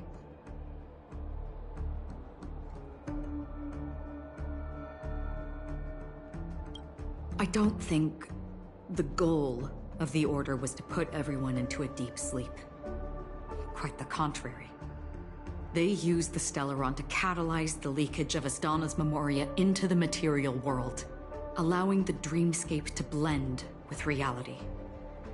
People think they are awake, but their spirits have long since stepped into the Temple of Order. This is what makes Enna's dream so powerful.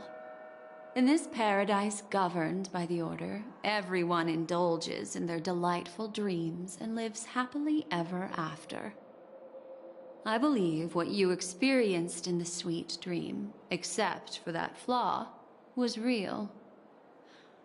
Only in this way could you reach the destination, lifting the crisis in Penacony and embarking on your next trailblazing expedition.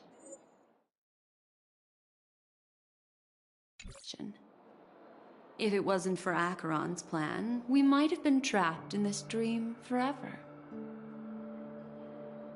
Well, I'm not as fortunate as she is. Even if I'm a memo keeper, I was still influenced by the power of the Order and fell into hallucinations. However, thanks to your memories, now we still have a chance to turn the tide. We still have a chance, though. To make it happen. Please, Black Swan. Guide us to those with a strong will. The truth of the dreamscape runs deeper. We must notify anyone willing to wake up, so we can end the long night together. All right, please come with me.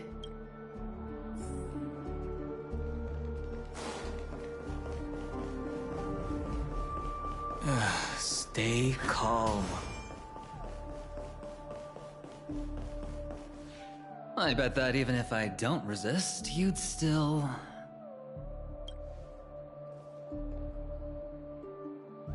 Time to get down to business, cowboy. Huh. You okay?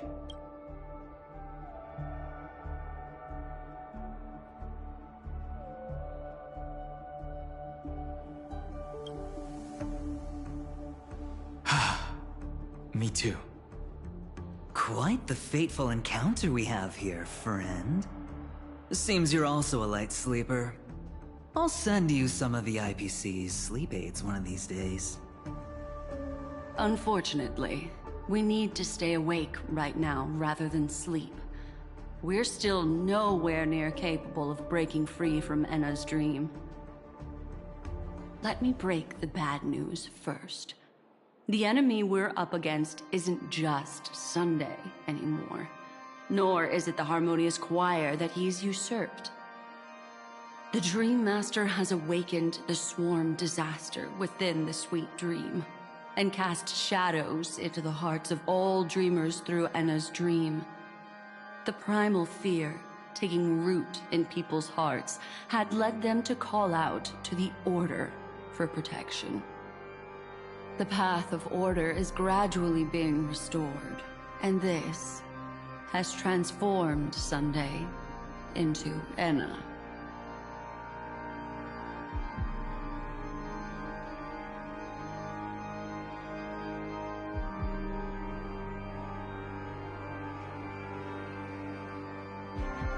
Specifically, he's just one step away from becoming an Eon. The IPC starships converged here at an opportune moment, and the power of the preservation seeped into the sweet dream to prevent him from completely ascending. However, that is only temporary. With the IPC around, the cosmos doesn't need a second order. But it doesn't make much of a difference for us. Sunday's true form has broken free from the dreamscape, becoming as vast as an Eon. The Asdana system is no more than a plaything in the palm of his hand. Indeed. Forget about stopping him. We can't even manage to face him again.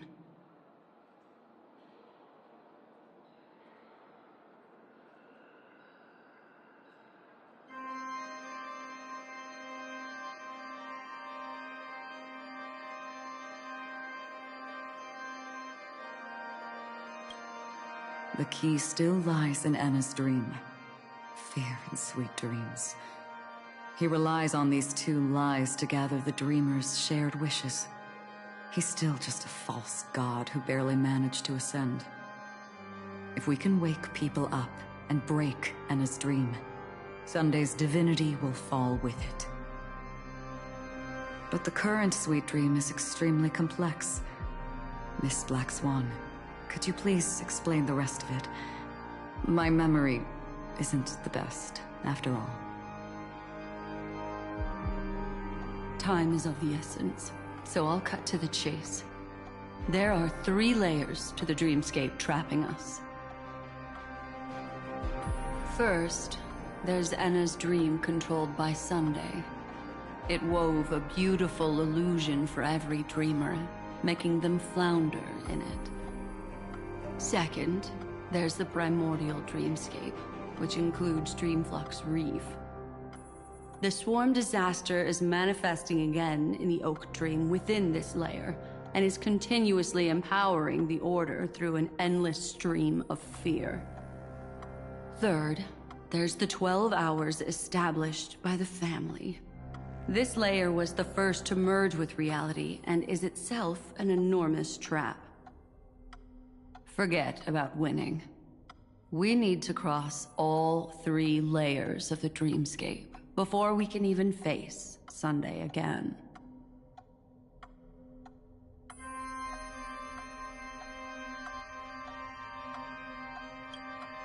Unfortunately, we're still in the first layer, which is Enna's dream. Although we've regained our sense of self, we're still dreaming. We've only managed to connect our individual dreamscapes, but have not escaped. To destroy it, we must make everyone in Penacony want to wake up from their dreams.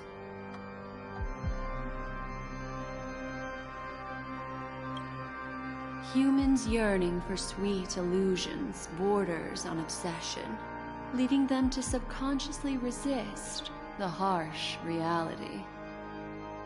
Therefore, I carefully selected a moment where she was completely unguarded, guiding her to uncover the truth herself to make her regain her consciousness. However, to wake up everyone in Penacony and get them to share the same determination, that would be nearly impossible. But we can't just stay here and do nothing. This is the first step of our plan. With the assistance from the Garden of Recollection, those who possess a strong will, like you, will gradually awaken from the dream. These free wills are the discord that will sway Enna's dream. However, awakening a mere handful of individuals is insignificant compared to the vast number of people immersed in the dream. We must find other ways to awaken the free will of millions of people within a short period of time.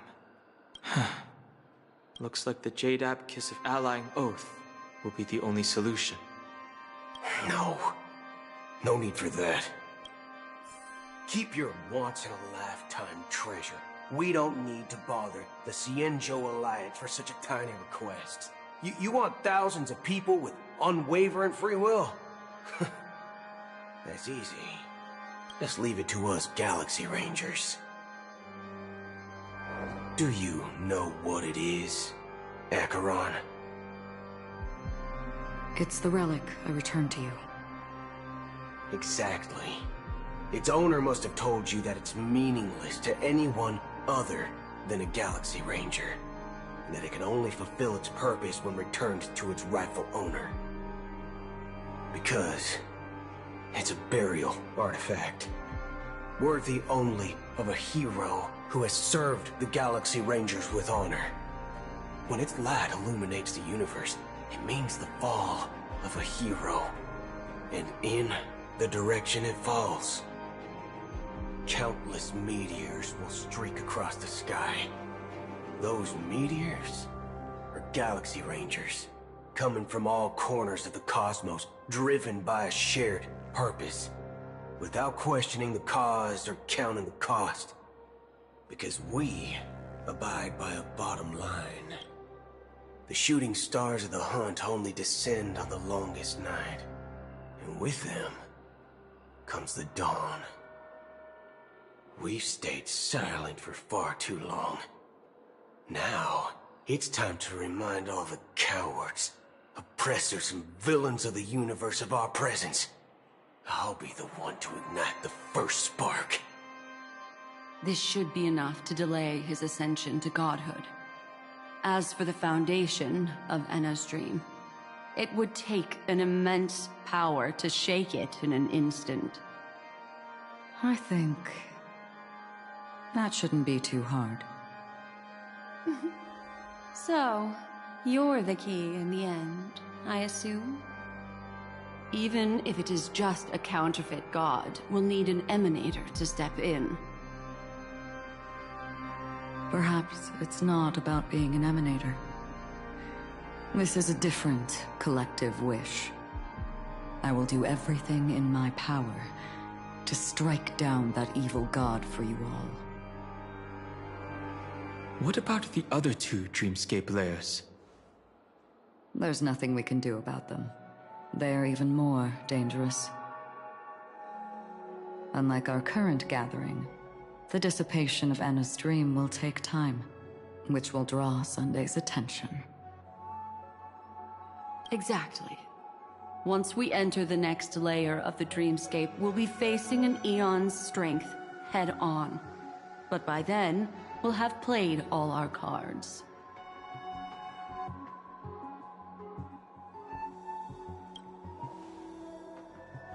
Enna's dream is no ordinary matter.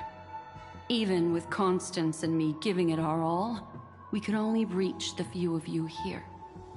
It's impossible to find more help. As for beyond the sweet dream, our only hope lies in intervention from other eons. But that would be tantamount to igniting a cosmic war among gods.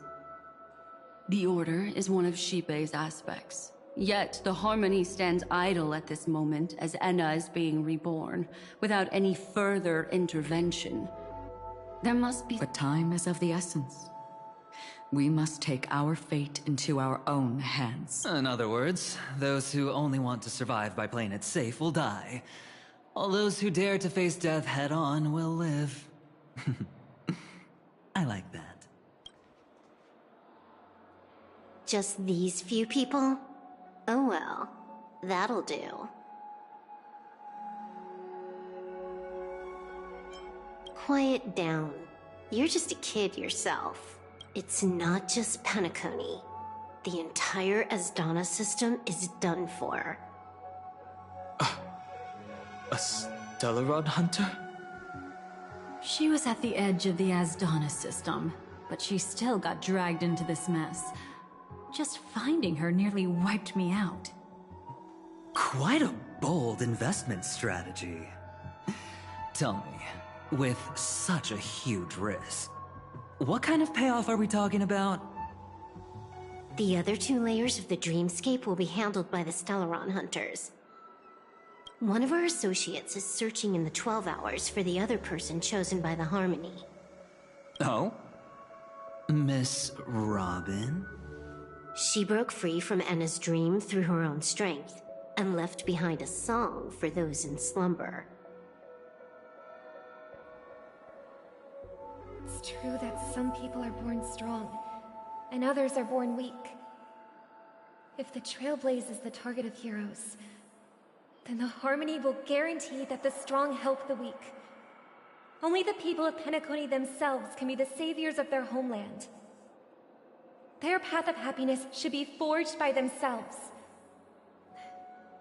While I may not be a nameless, I'm willing to instill courage in all those who need it. This includes my brother as well. Anna's dream is too cruel for him and everyone else. I see. So, we were able to wake up thanks to Miss Robin's help. But the flaws rooted in human nature can't be eradicated overnight. Do you believe that these efforts alone are enough to convince everyone to choose the right path? I agree with you, Black Swan. That's why the most critical aspect of this plan is not to convince everyone to choose the right path, but to inspire them to save themselves. They'll stir up something big to help break you free from the 12 hours.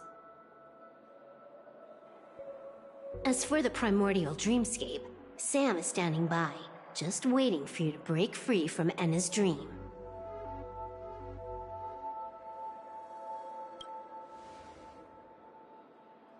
Now, I'll tell you, but don't panic. She will die. She will die a second time, facing everything she wants to run away from. But her fate will be determined by you. She will help you break through the second layer of the dreamscape. Then, she'll fall into Anna's dream, which hasn't fully dissipated yet. If you defeat Sunday and wake her from that dream, then her second death, too, will become nothing but an illusion. But if you fail, the dreamscape will ultimately merge completely with reality, and her death will become a fact. But that still doesn't solve the fundamental problem. What about Sunday? He could wipe out all our efforts with no more than a glance the moment we cross the 3 dreamscape layers. Oh, Miss Memo Keeper. It's time for a game of recall. I once said something to you lot back in the Oak Dream. So long as my trump card remains unplayed, none will dare see the hand through to the end. And now, it's time to reveal that ace. Let me point out 2 mistakes. One of them is yours. Having personally been to the heartland of the Dream Master's plans, wouldn't I have already found a way to inform the IPC? The fleet's deployment was never meant for a direct confrontation.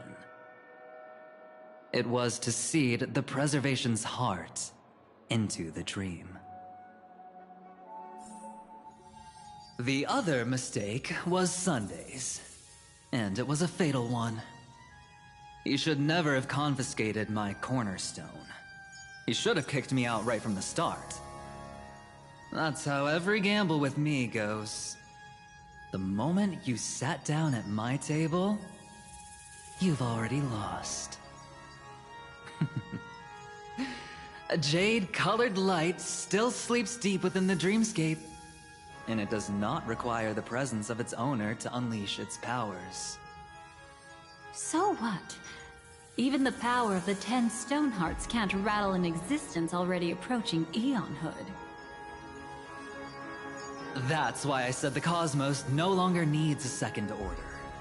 The Dream Master's plan is indeed flawless.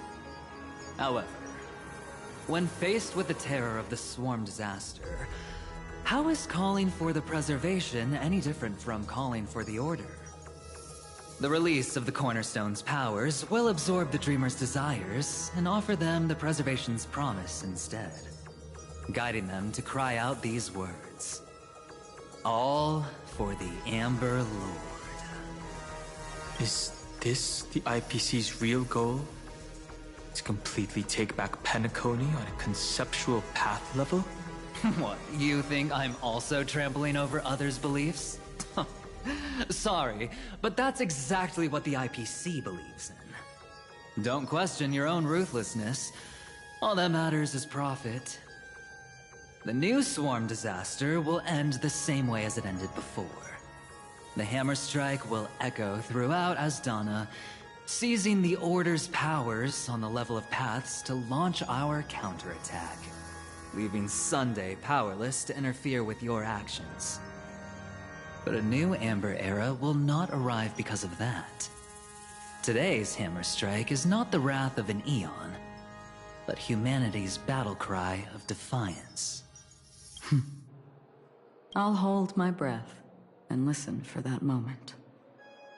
Once our plan succeeds, we can strip Sunday of his godhood, but we'll be too drained to join the battle afterward. So...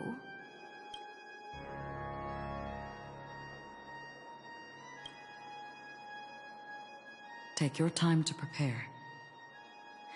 Before you head out, may I have a moment alone with you? There's one more thing I need to explain to you.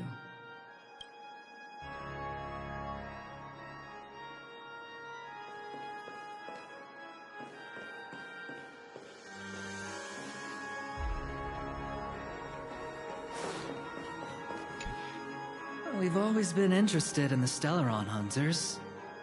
How about we have a chat after all this is over? A chat? You're just after my bounty, aren't you? Stay in your lane. No way I'm just after that. If you're worried about the bounty, how about I add another billion to that number?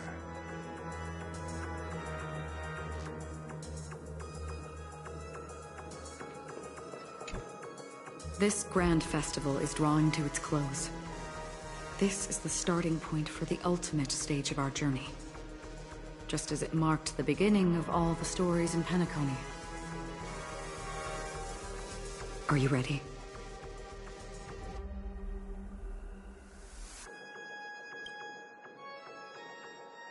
Very well. Now, please close your eyes. A glimmer of fireflies. A sigh of regret. It is because...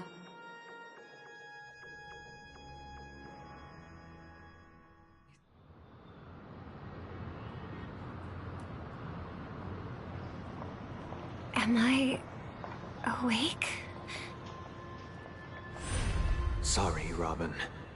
It's just you. I did not wish for you to know this. It's a pity that things have turned out this way. Within the foundation of law, humanity establishes civilization, and through harmony, we obtain order.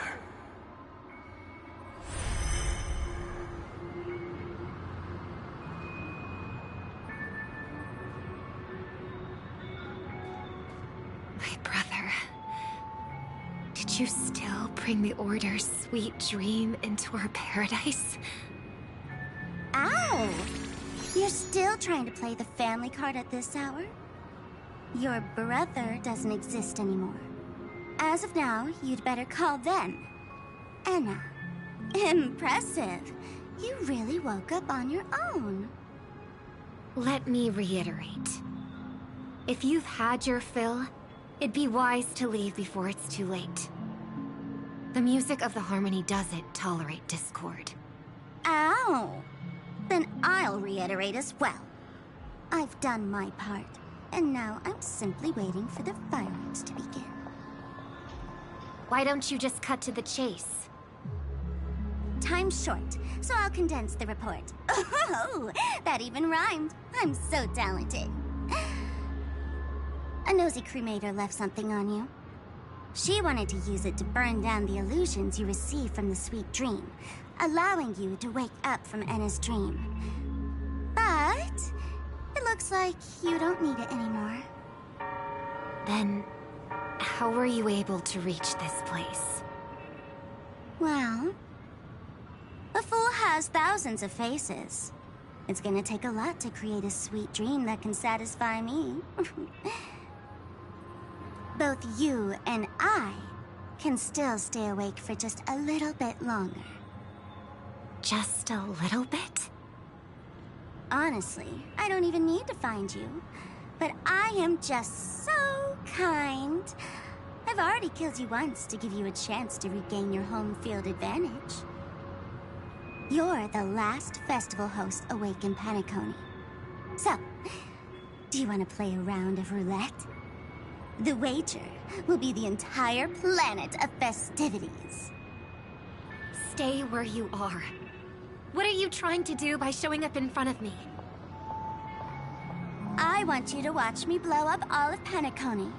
Only then can everyone else launch a counterattack and wake up together. Think about it. Your brother is already a god beyond the heavens. You're not even gonna see him unless you rip open the sky. Ever heard of the trolley problem? Make your choice. Do you want everyone to go down together? Or to have Penacony make a small sacrifice? Why should I trust the words of a masked fool? Don't think that I'm just trolling you. My bombs are hidden all over Penacony. They took a really long time to set up, you know. Hehe. Maybe I should blow up a few to demonstrate how they look. then.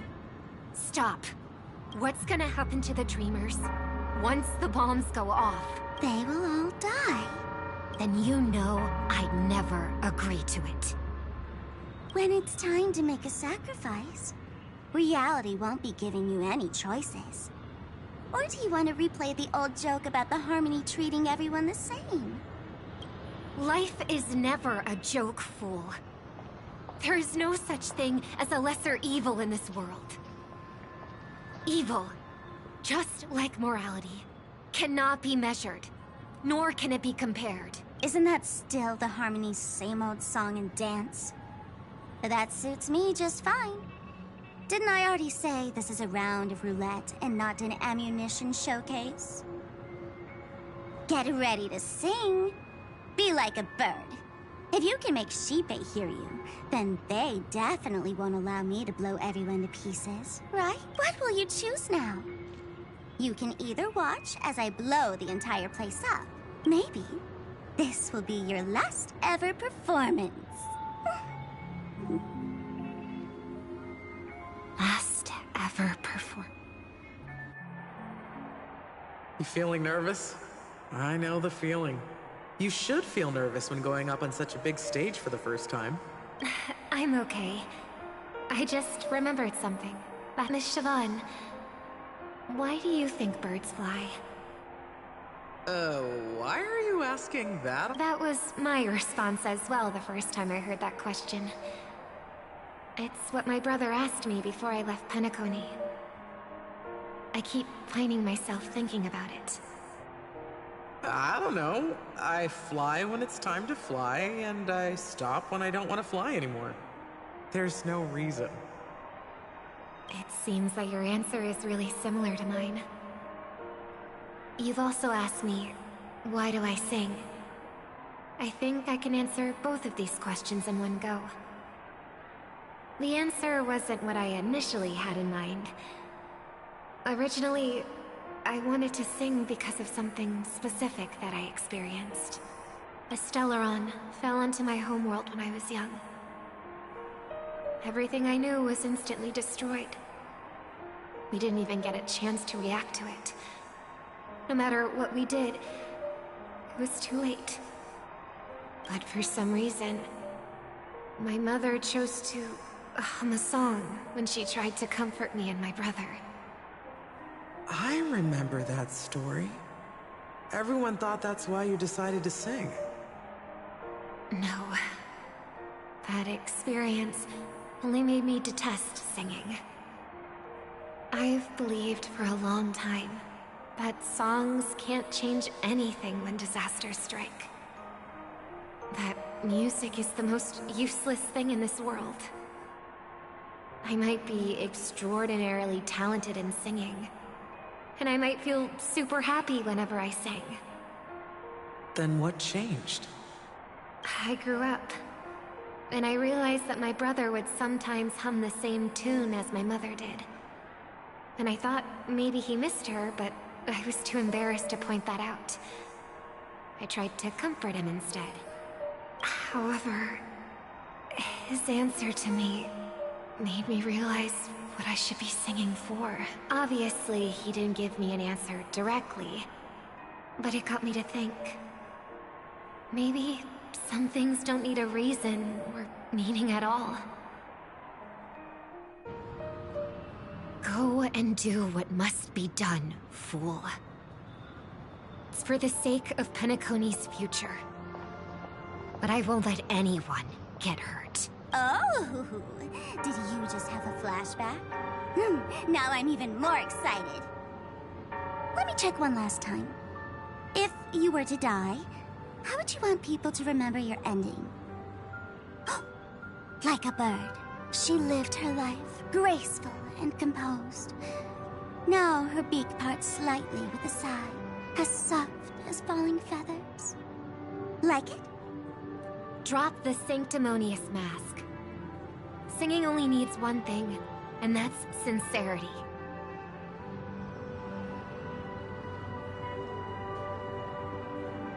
My brother. Birds born with wings need no reason to soar into the sky. And those forced to fall back to Earth don't need anyone's condescending sympathy. The sky and Earth are each other's proof and aspiration. When a soaring bird looks down below, it discovers that even after falling, life still holds hope to continue. And when a fallen bird looks up to the sky, it discovers that the possibility of soaring once again still exists in this world. Perhaps they'll never truly understand each other. But what people need is an understanding. It's showing a little more compassion for the way others choose to live. And, when necessary, extending a helping hand. Even if you become the only star and prevent everyone from soaring into the sky, they will still be inspired by your radiance, flap their wings with all their might, regardless of whether they've been hurt in their fall. Thus, the Order's sweet dream will eventually fall. Oh, triple-faced God. If I manage to step onto the path of harmony, then please extend your hand and shelter those who believe in you. And if I am a bird destined to fall, doomed to never sing again, then while the sound of me hitting the ground may be my last note for the harmony, it will never be this world's swan song. In the name of the sweet dream, the Charmony Festival now begins!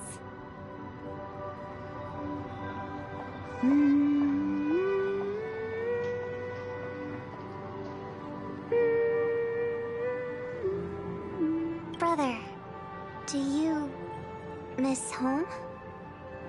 Even if I do, it's too late. But you're singing the song Mom used to sing. Because even if it's too late, we still have the choice to sing whatever we can.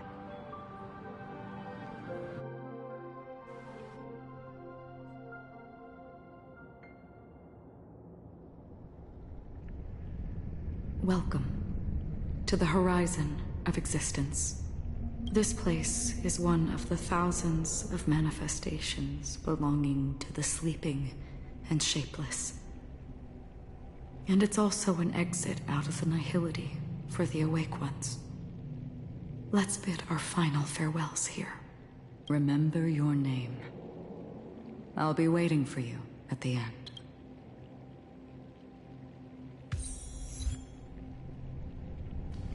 If only people could have each other. I want everything in this world. I hope that I'll see her again after I hope everyone can always one day, those who live... May people embrace each other. Our hopes and dreams are in your hands now. Hey, I've read the script. Why are you asking me?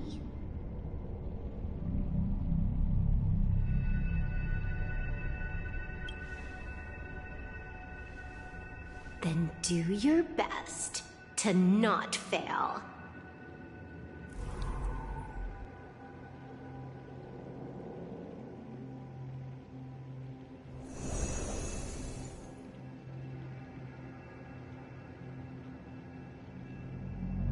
It's not the time to leave your final words yet.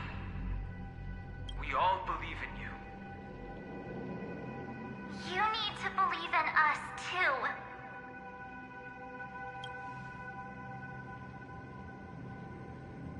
We'll wake up together.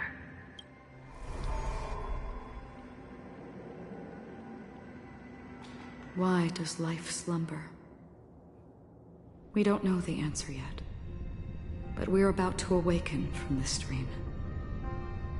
Or perhaps such is the answer itself.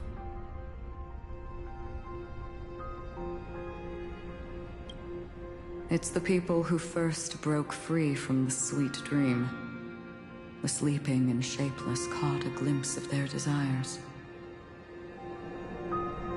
It was because they held on to these desires that they could dream. It was because these desires were never fulfilled that they could wake up.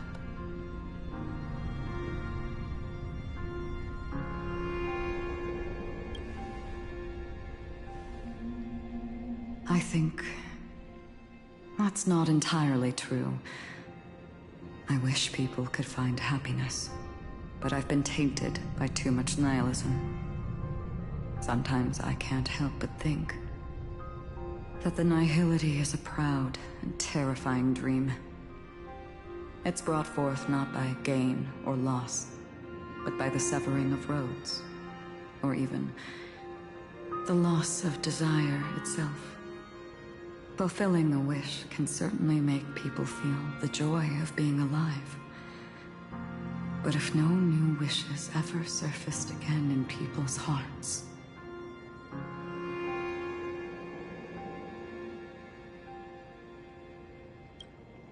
indeed, behind the shadow of the nihility, there must exist the most blazing source of light in the world. Just as every life that edges closer to death fervently approaches the end of the nihility, we must pursue that primordial light. Before you go, would you tell me your wish?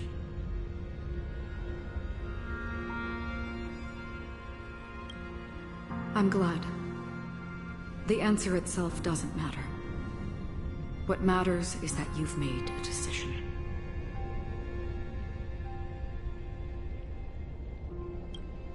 Only a name remains.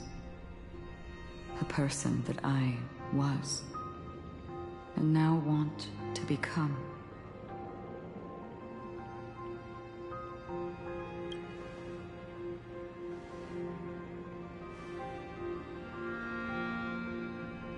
You're looking right at it. She is a hunter who treads upon the finality, destined to sacrifice her own wishes to defy destiny. But no matter which path you and she walk, death will always be the destined finale and the last reunion. Are you ready? She too was here not long ago. You can witness her resolve through this.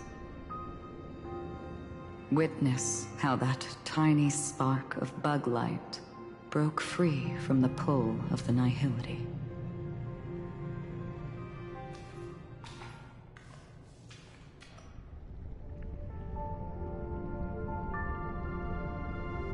Who were you in the past?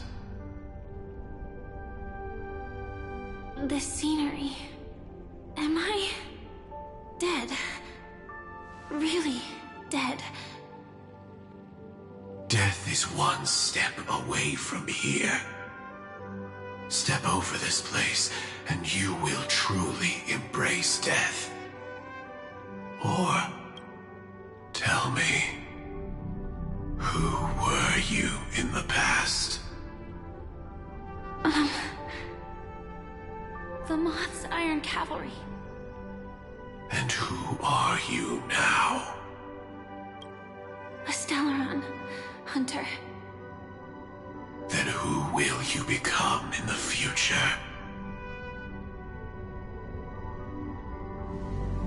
Just an ordinary girl. Well then, keep walking forward. Death would suit you better. Never. I fought tooth and nail to get where I am today, and this isn't over yet. Even if everything burns to ashes, I won't give up. You should know that's a wish that can never come true. You couldn't become an ordinary girl, even in the last sweet dream. Why do you think that? Entangled in the family's conspiracy, facing the mimetic entity's blades head-on, while challenging the resurrected swarm disaster alone. armed only with the script that can peer into the future. That's more than enough cards stacked against you. Do you really think that the time you spent with her proved anything?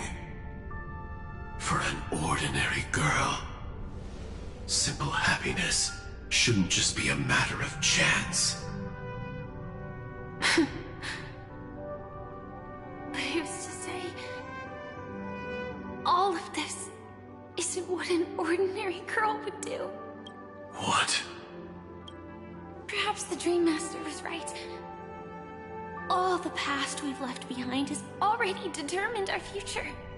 All my experiences so far will still make me choose to step into danger when I face it in the future. But you misunderstood my answer. I guess it's my fault too. Always talking about wanting a normal life. As if the past that shaped me is some heavy burden weighing me down. Being a Glamoth's Iron Cavalry and having entropy loss syndrome are more than just scars. They are a past that taught me to cherish, urged me to seek, and showed me how to love. All the things you listed are quite extraordinary indeed, but I believe any ordinary girl would make the same choice I did. When faced with everything, in the darkest moments, ordinary people never need to feel small. After all, indeed, I can't change the outcome or even the process. But I can decide how to view my destiny. This is just an even deeper form of self-deception, compared to actually changing the outcome. Free will is mere self-deception for most people anyway. But as long as I'm not asking others to do the same, there's no shame in it for me.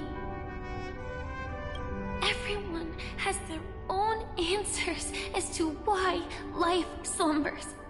Some will never find their answer. But no one can take away their chance to keep looking for the answer. I won't give up, nor will I blame those who do. All I need to do is return their right to make that choice. So, I will leave this place together with you.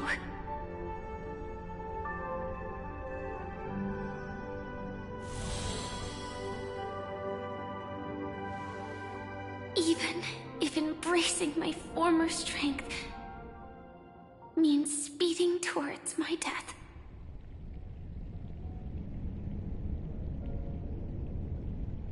The name I gave myself is Firefly.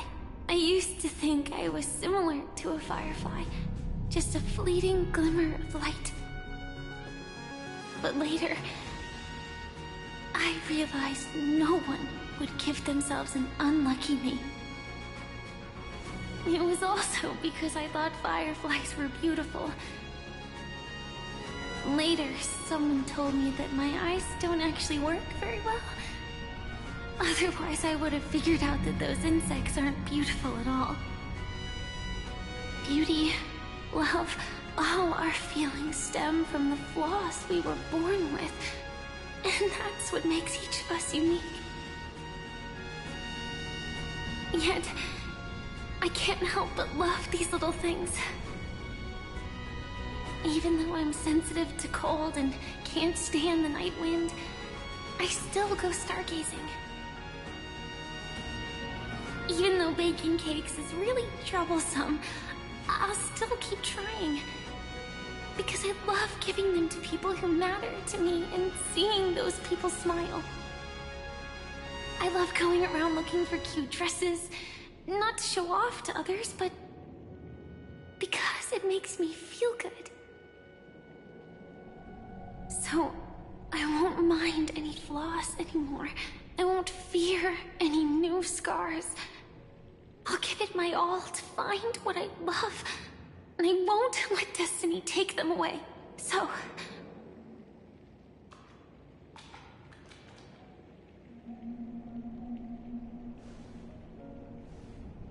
moths don't fly to flames because they yearn for light. It's about going through the flames, igniting yourself and burning with the most intense light. My destiny won't fall into darkness. I will light up everything around me.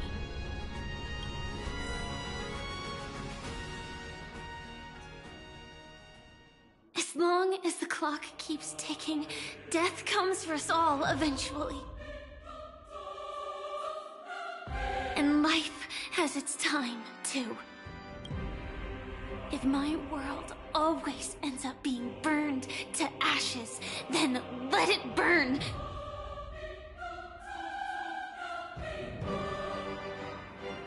As long as I can keep burning, then wherever I am will be flames, not ashes. Order. Dismember. Actually, I used to envy you. You wouldn't feel pain, even though you were born to bring disaster.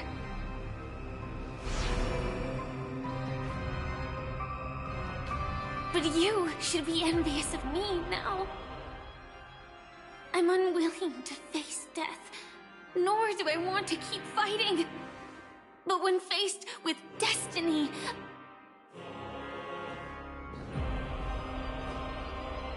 I will never run away!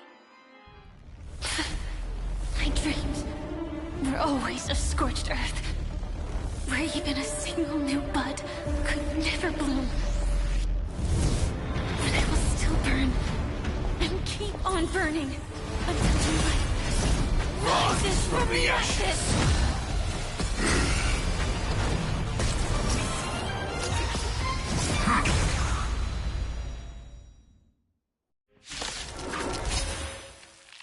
If you are the Dream Master's answer, then listen to my reply in his stead. People hold on to hope not because they have never faced inevitable death. It's precisely because we are destined to die that we hold on to the hope of wanting to change something. Swarm passing through. Free will, or was it destined for oblivion?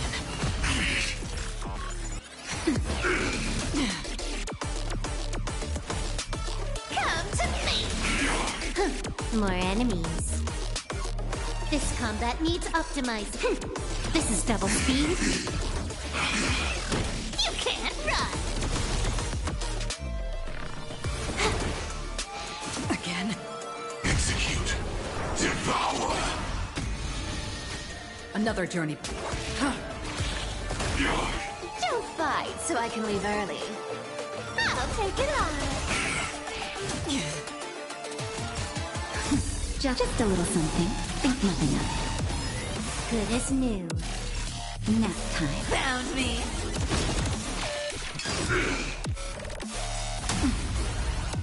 I weep for the departed. It too shall fall.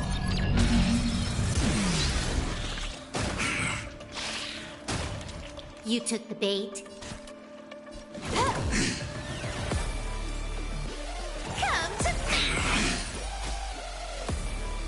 On the still waters of oblivion. You can't run!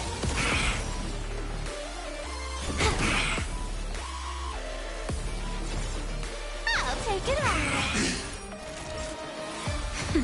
Found me. You want to take advantage?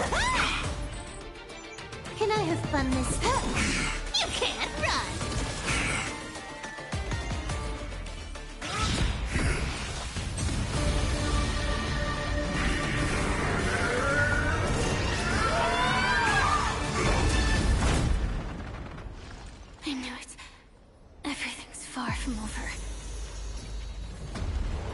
If embracing fate is also a form of resistance, this time...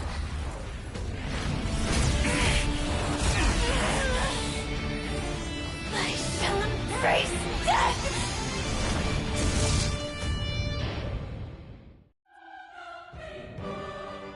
To live is to imagine a future version of yourself.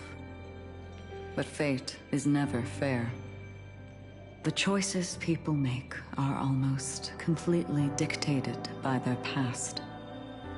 No matter how much they try to move forward, there's no guarantee they'll see the future they've imagined. It's the same for every path. The nihility already exists, whether you admit it or not. And nothing can ever completely escape from nihility.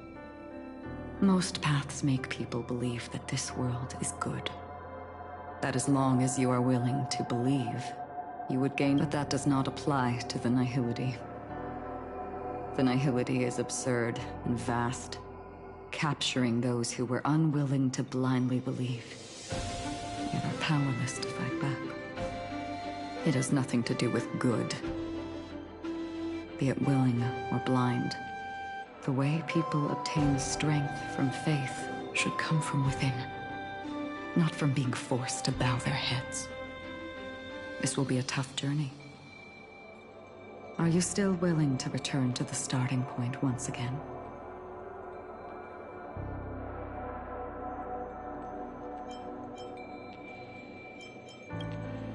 In this way, you will reunite in the warmth of the sunlight. May death yet end her last dream.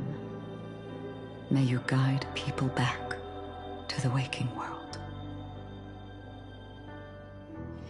In the coming long nights, I'm afraid you will face many setbacks and witness many tragedies.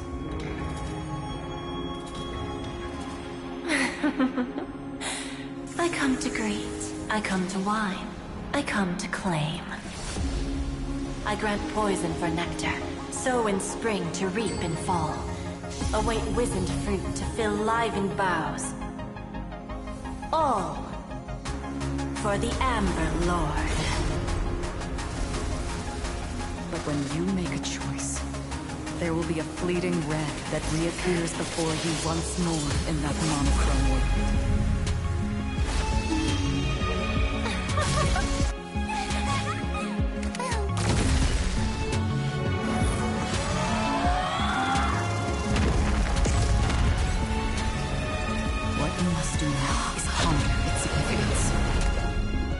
And then return to the waking world.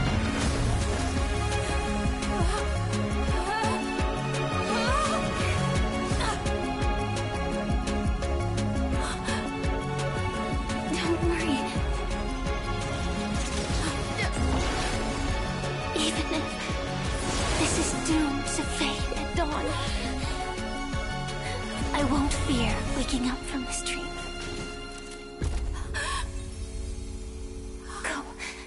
Take back the right to trailblaze. For them, and for me. That's where we will all find our answers.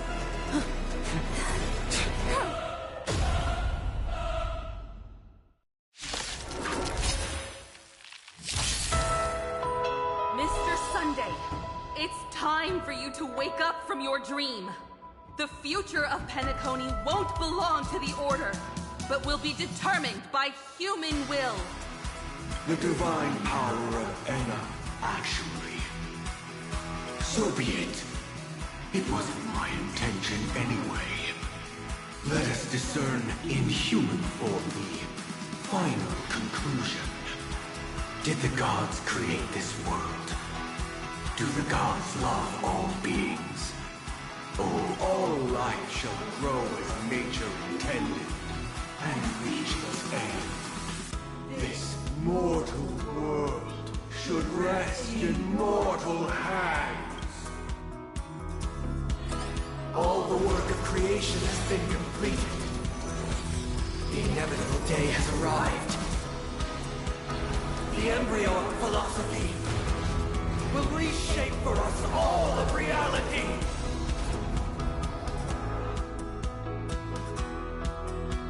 No more gods will ever stand here again. This paradise shall be forged by the King of Humankind! The Order is ultimately flawed. By his decree, it shall be ended!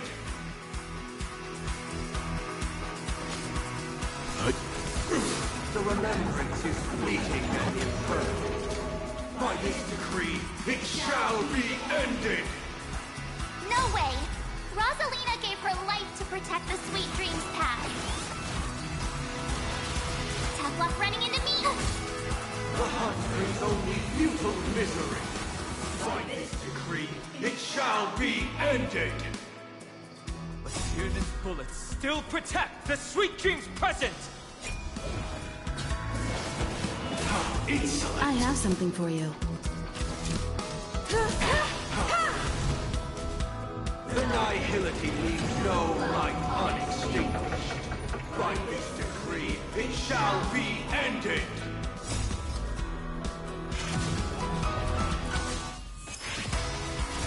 Fighting is meaningless.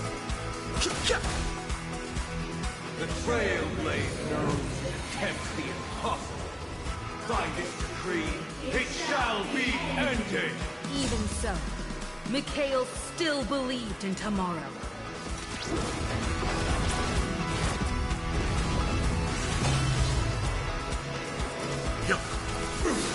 With this perfect melody I command, recreate paradise anew! Robin, is that you singing? Now, it's time to become the new Watchmaker.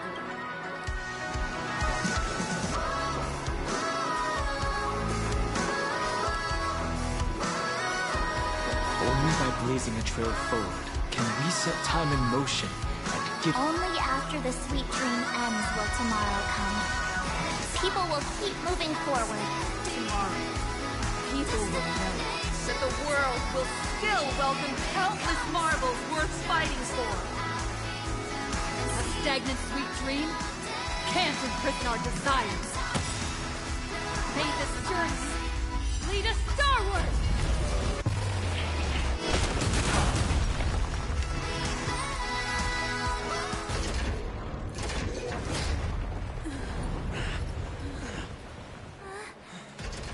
So,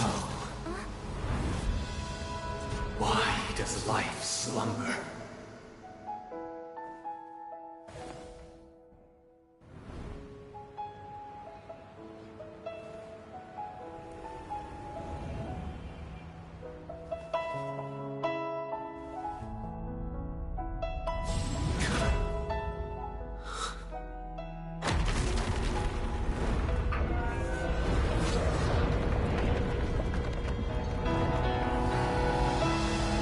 The night is still too short.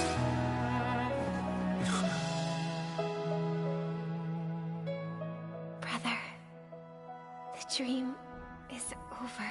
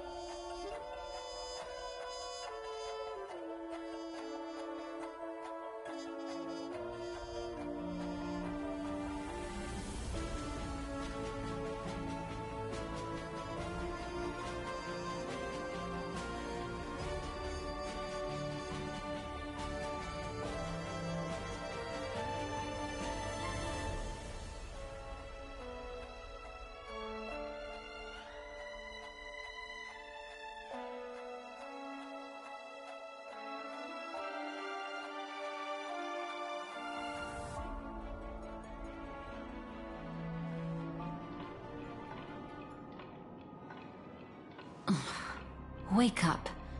It's time for this dream to end.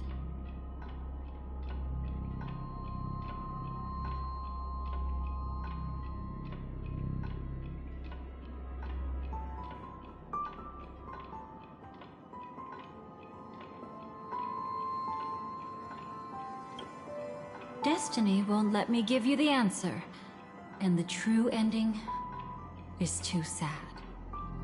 I'd rather you forget about it.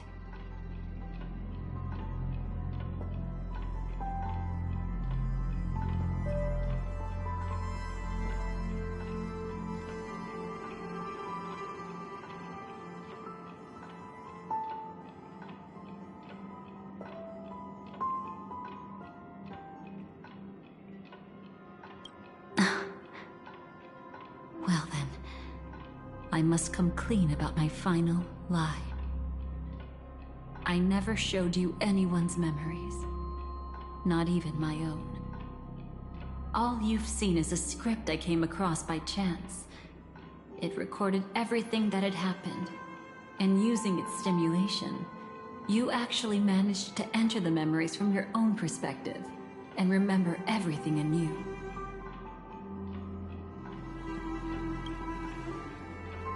It means you're different, unique.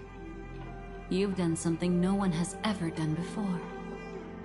Even though your memories were cremated to ashes, you were able to recall them once more, treasuring them once again in your heart. The Stellaron Hunters say you are the one who can turn the wheels of time and give it meaning. That you are the one who can alter destiny and make whole what is incomplete. Come, I want to show you something. Elio?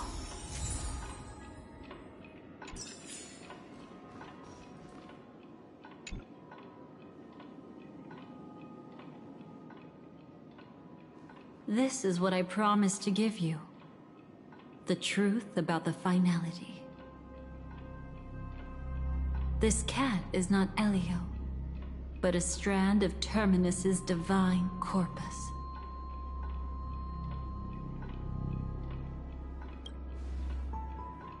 The Stellaron Hunters described this scene to me. Something I've never seen myself.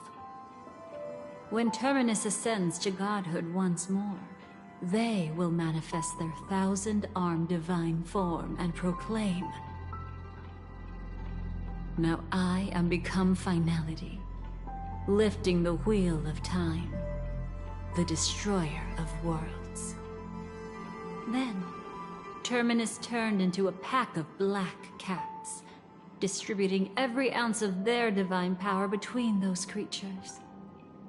The cat shall depart from the end of the world, going against the river of time till the moment of the universe's birth. What you see is one of those cats. As for Elio, he is an even more special existence.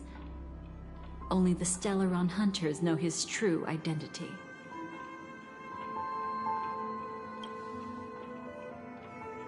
It will tell you the truth regarding the ending you haven't yet remembered. But you must be prepared.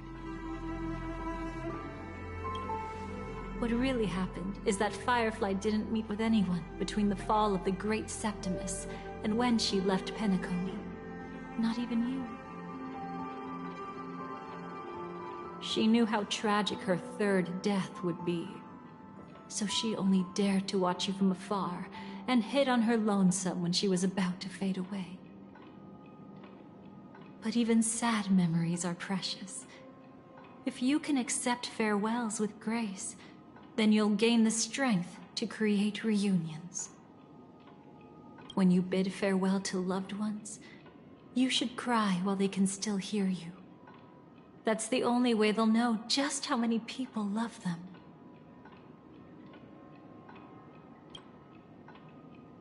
You know, I often wonder if everything I'm doing right now is just a whimsical gift from destiny. That I haven't really decided anything, but merely being tossed around at its mercy. But right now, I don't care. Because my joy is real. My sorrow is real. And you will be the same. Remember, if you have regrets that must be mended, then shout with all your might from the depths of your heart. let it be passed to the end of time, and make Terminus, who was about to set off, here. The fact that you can see this black cat means Terminus is in the process of passing by you. The power of only one black cat cannot change much, but your past is Terminus's future. If it remembers your voice and decides to change something in its own future, your past will change accordingly. Perhaps it is because the world is destined to shatter that an ordinary girl can obtain the bouquet she yearns for.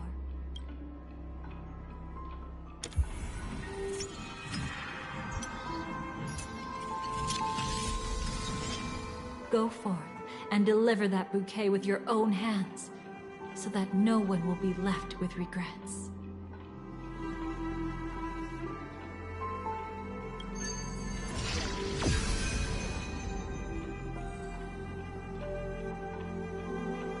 I hope we'll meet again. The only one who could ever please me.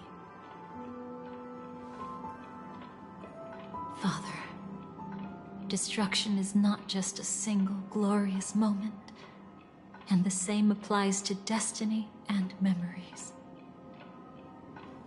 Only by enkindling the winter wilderness with flames that cross the sky can we make the indestructible manifest once more. This is the experience from cultivators who had remade the world, and the wondrous creations from those who painted the world. Sitting among the embers, they drew the morning star, knowing best that only in times of extreme hunger do the stars begin to turn. Why does life slumber? You will eventually find your own answer.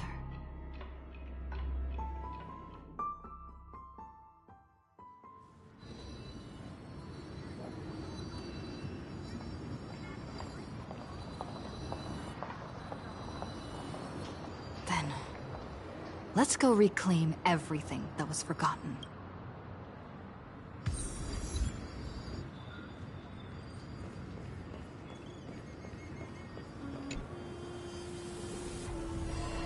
You arrogant gambler. I've already seen through your tricks.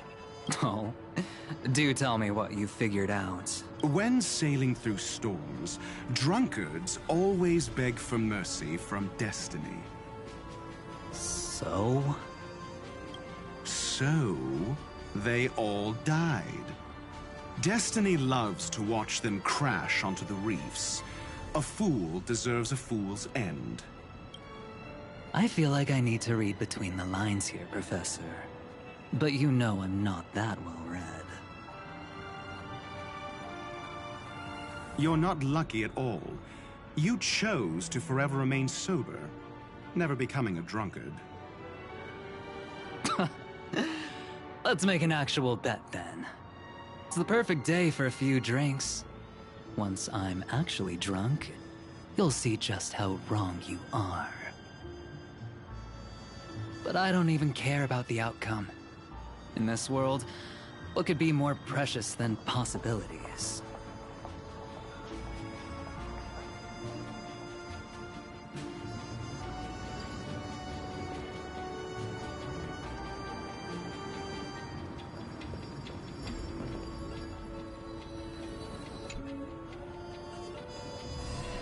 Creating a brand new path. That's truly astonishing. You must have some ideas as his sister, right? If he really managed to do it, what kind of path would that be? I think it must have been a battle between different kinds of the Trailblaze. However, my brother came to the wrong conclusion. His original aspiration was similar to the Trailblaze, yet the road he walked was one named the Domination, or the Conquest. Even if someone wishes for everyone's happiness, that's still a selfish wish. There will always be those who don't want to be saved, who want to save themselves. Do you also think that there shouldn't be any god in this world? No. Even a god who does nothing can at least give people something to believe in and find comfort in. This world definitely no longer needs a king of humankind. That's why I believe my brother will come to understand all of this one day as well. He made mistakes, but he was stopped. I don't want him to spend the rest of his life in prison. I want him to also have a chance to save himself. No wonder you came looking for me. Yes. I want to make a deal with you. And after that, we'll talk about what position Penacony will hold before the IPC.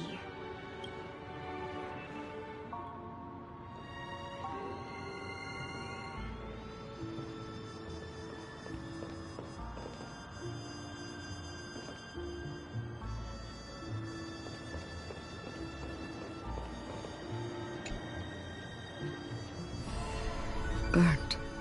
Yes. Just like with Mr. Aventurine back then. Nihility infected the dreamscape the moment you drew your blade. Thankfully, this is the world within the dreamscape. Constance took all the knot upon herself and burnt it. Perhaps she won't be able to fully recover for a long time. I'm very sorry. Don't be. She's got other pressing matters right now. That's why she asked me to meet you. She's betrayed too many people, facing death threats from Avengers at every moment. She used to delight in dancing with death. But at the moment she burned away the nihility, she said she was blooming.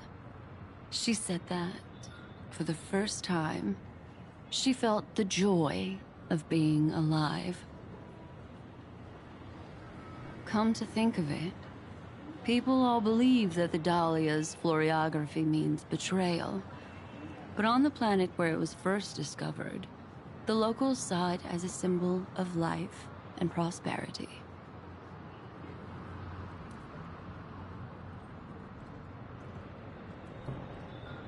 Please stay tuned.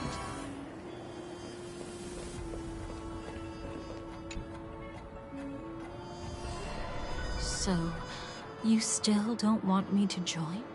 That's Elio's decision. He saw my future? In all possible futures where you join the Stellaron Hunters, you will ultimately choose betrayal. You shall become a Lord Ravager named Ephemera, poised to destroy the Remembrance. Those were Elio's exact words, and your payment. Payment? After everything is over, we want you to burn some of her memories. May I know why? She can't head to the next stop with these memories. It would draw the Destruction's attention to her too early, and she'd die there.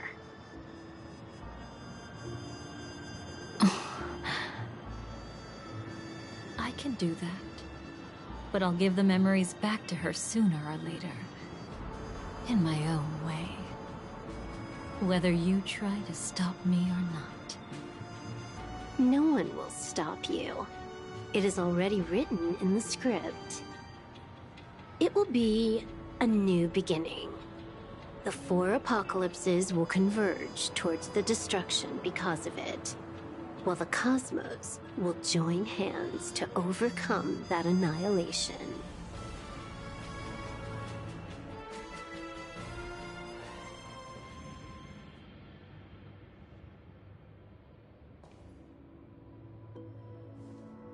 But where's Firefly?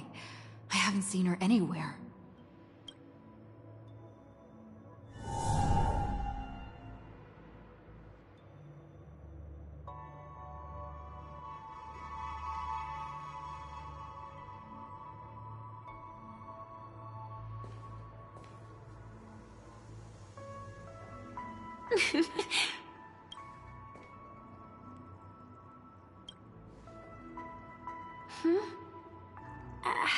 did you know I was here?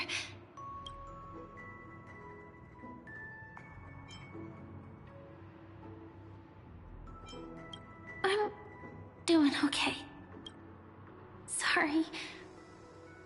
I wasn't trying to avoid you. But I have my own reasons. Can you just let me stay here by myself?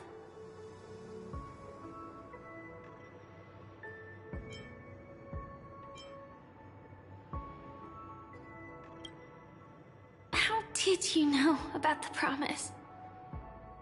I never mentioned it.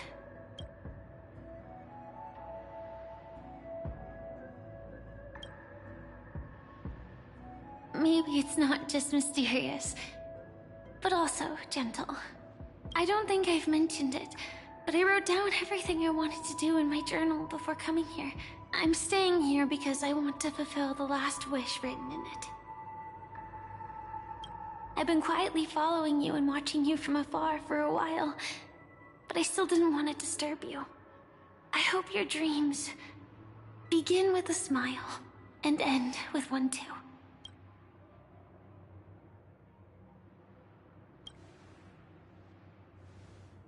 To see the fireworks, of course. I heard there's this huge airship in Penacony where you can get an absolutely photo-worthy view of the fireworks. So? Let's go watch the fireworks.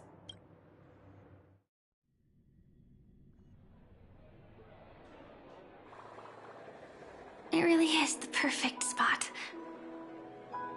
You've got great taste.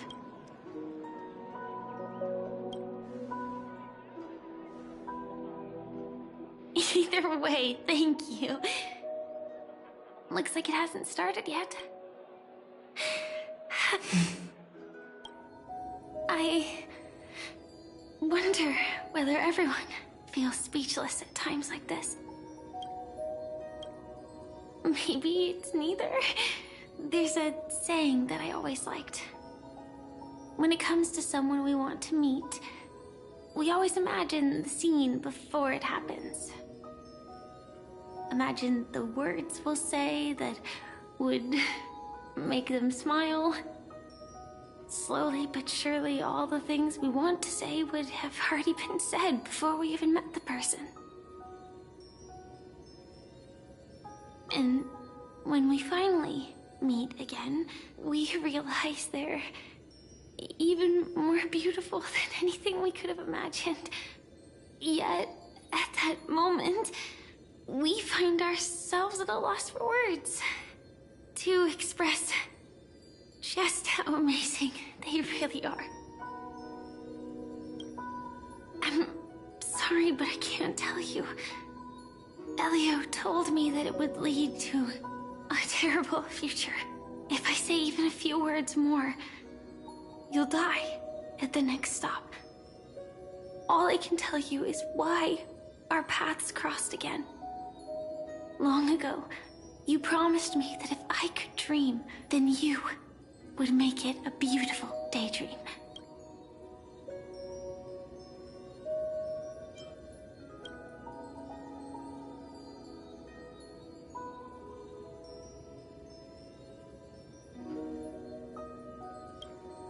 What matters isn't how they've changed, but that you still hold those same genuine feelings for them.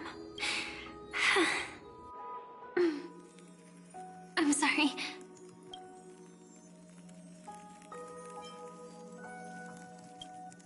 Yeah, actually, I still haven't experienced one of the 3 deaths written in the script. I only realized it after Anna's dream dissipated.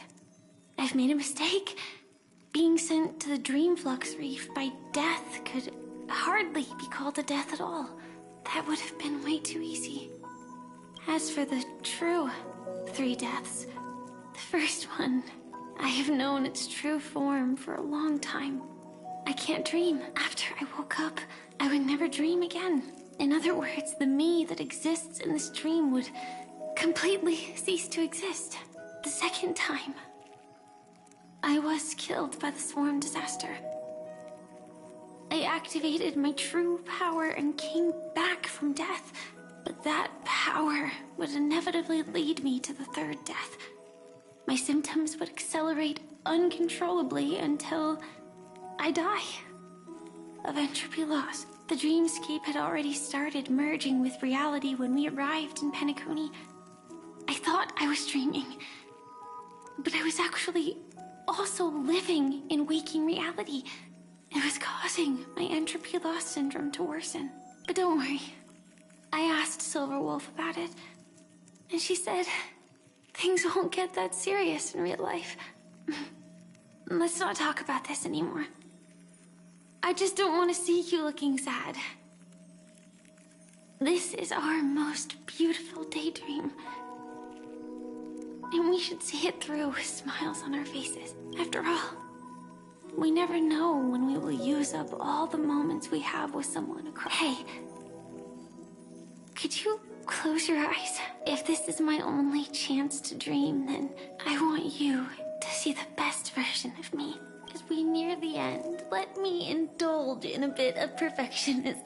Just like what I used to do. Let's close our eyes and imagine ourselves being together. Even if you can't see me, you'll still know that we've never been... I won't. I promise to stay as long as I can. Let me think. Where should we... right. We should start where everything began, right at that golden hour. When you came. That being said, we could also pretend we're strangers who just happened to meet me. I'm a student traveling to the golden hour, and it'd be nice if I had a bit more pocket money. Oh, and when I show up there, I should dress up a little fancier. And you're a student too, but you came here from a really, really distant planet. Completely unfamiliar. Then, a bunch of mean-looking thugs jump. When that happens, I'll step up to the plate. Yeah. Let me be the one to save you this time.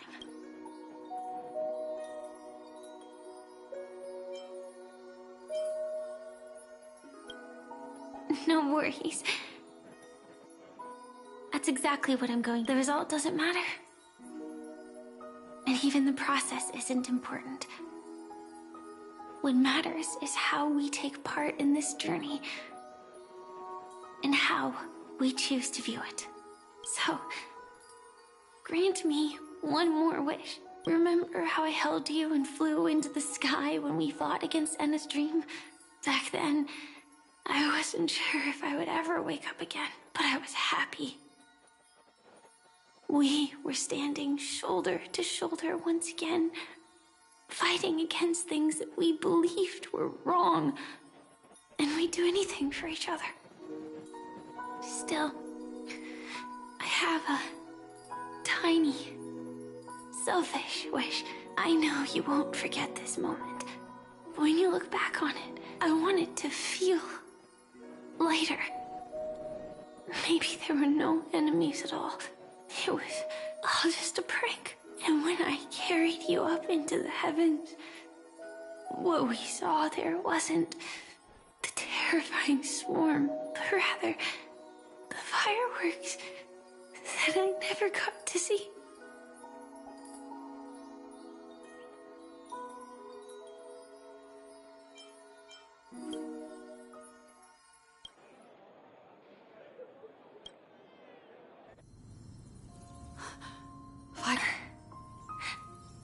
Elio said we're destined to head to different finalities, that we can't have a future. That's why you told me that you'll give me a daydream more beautiful than any ending could ever be. I'm looking forward to it. But can we really not step over the ending together. I'm not scared of death, but please don't let me die alone. They say you're destined to bring about the finality.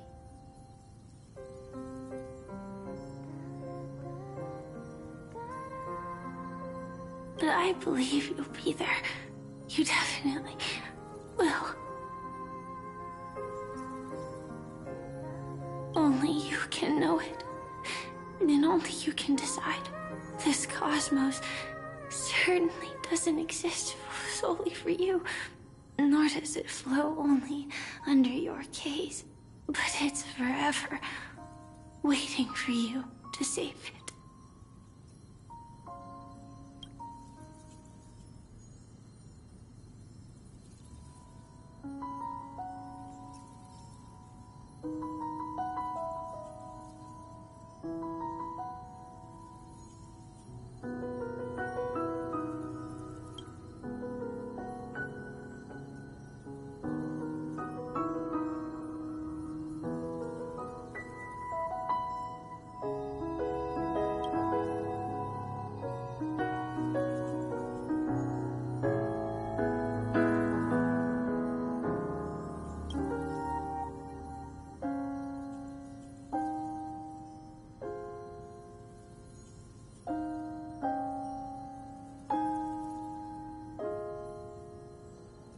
Even so, I'll still be the last thing you forget.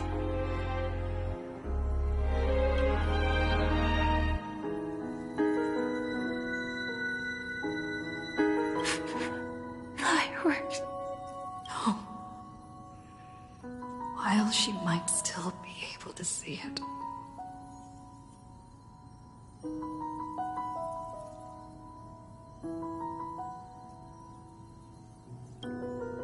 The result doesn't matter. And even the process isn't important. What matters is how we take part in this journey. And how we choose to view it.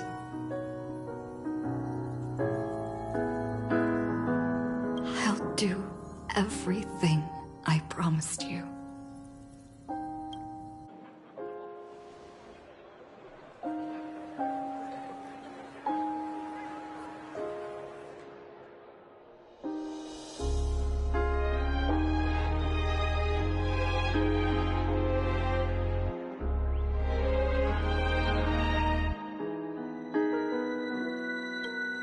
Am I still one step too late?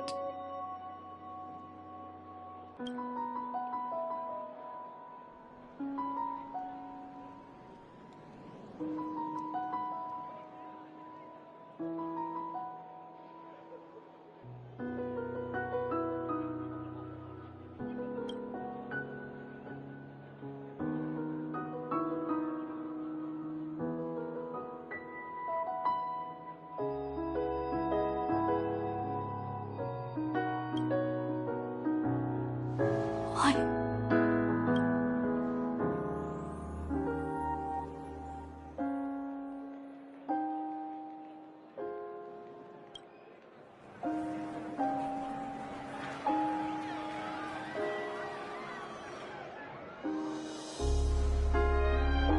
But Firefly can't see it anymore.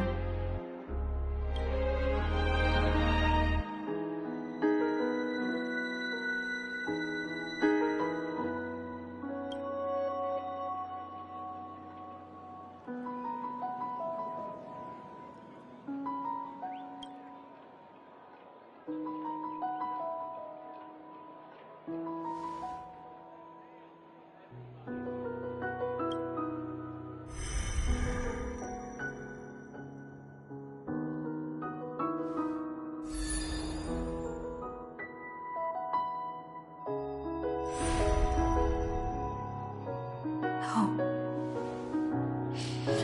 It's not beyond saving. I can change the course of destiny. And make up for what's missing. If the world has set an endpoint for our destiny, then at the very least...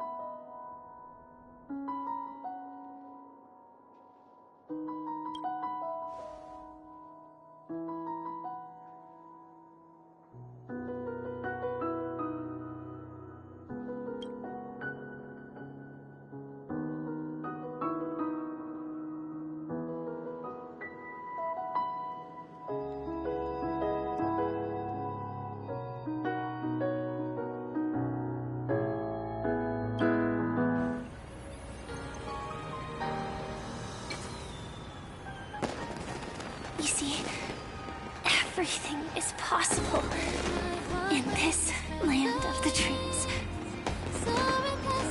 We each came here with our own goals and realized them in unimaginable ways. Whether the outcome was sweet and dreamlike or bitter and real, it is still the answer we longed for. So, why do people choose to sleep? I think it's as you said.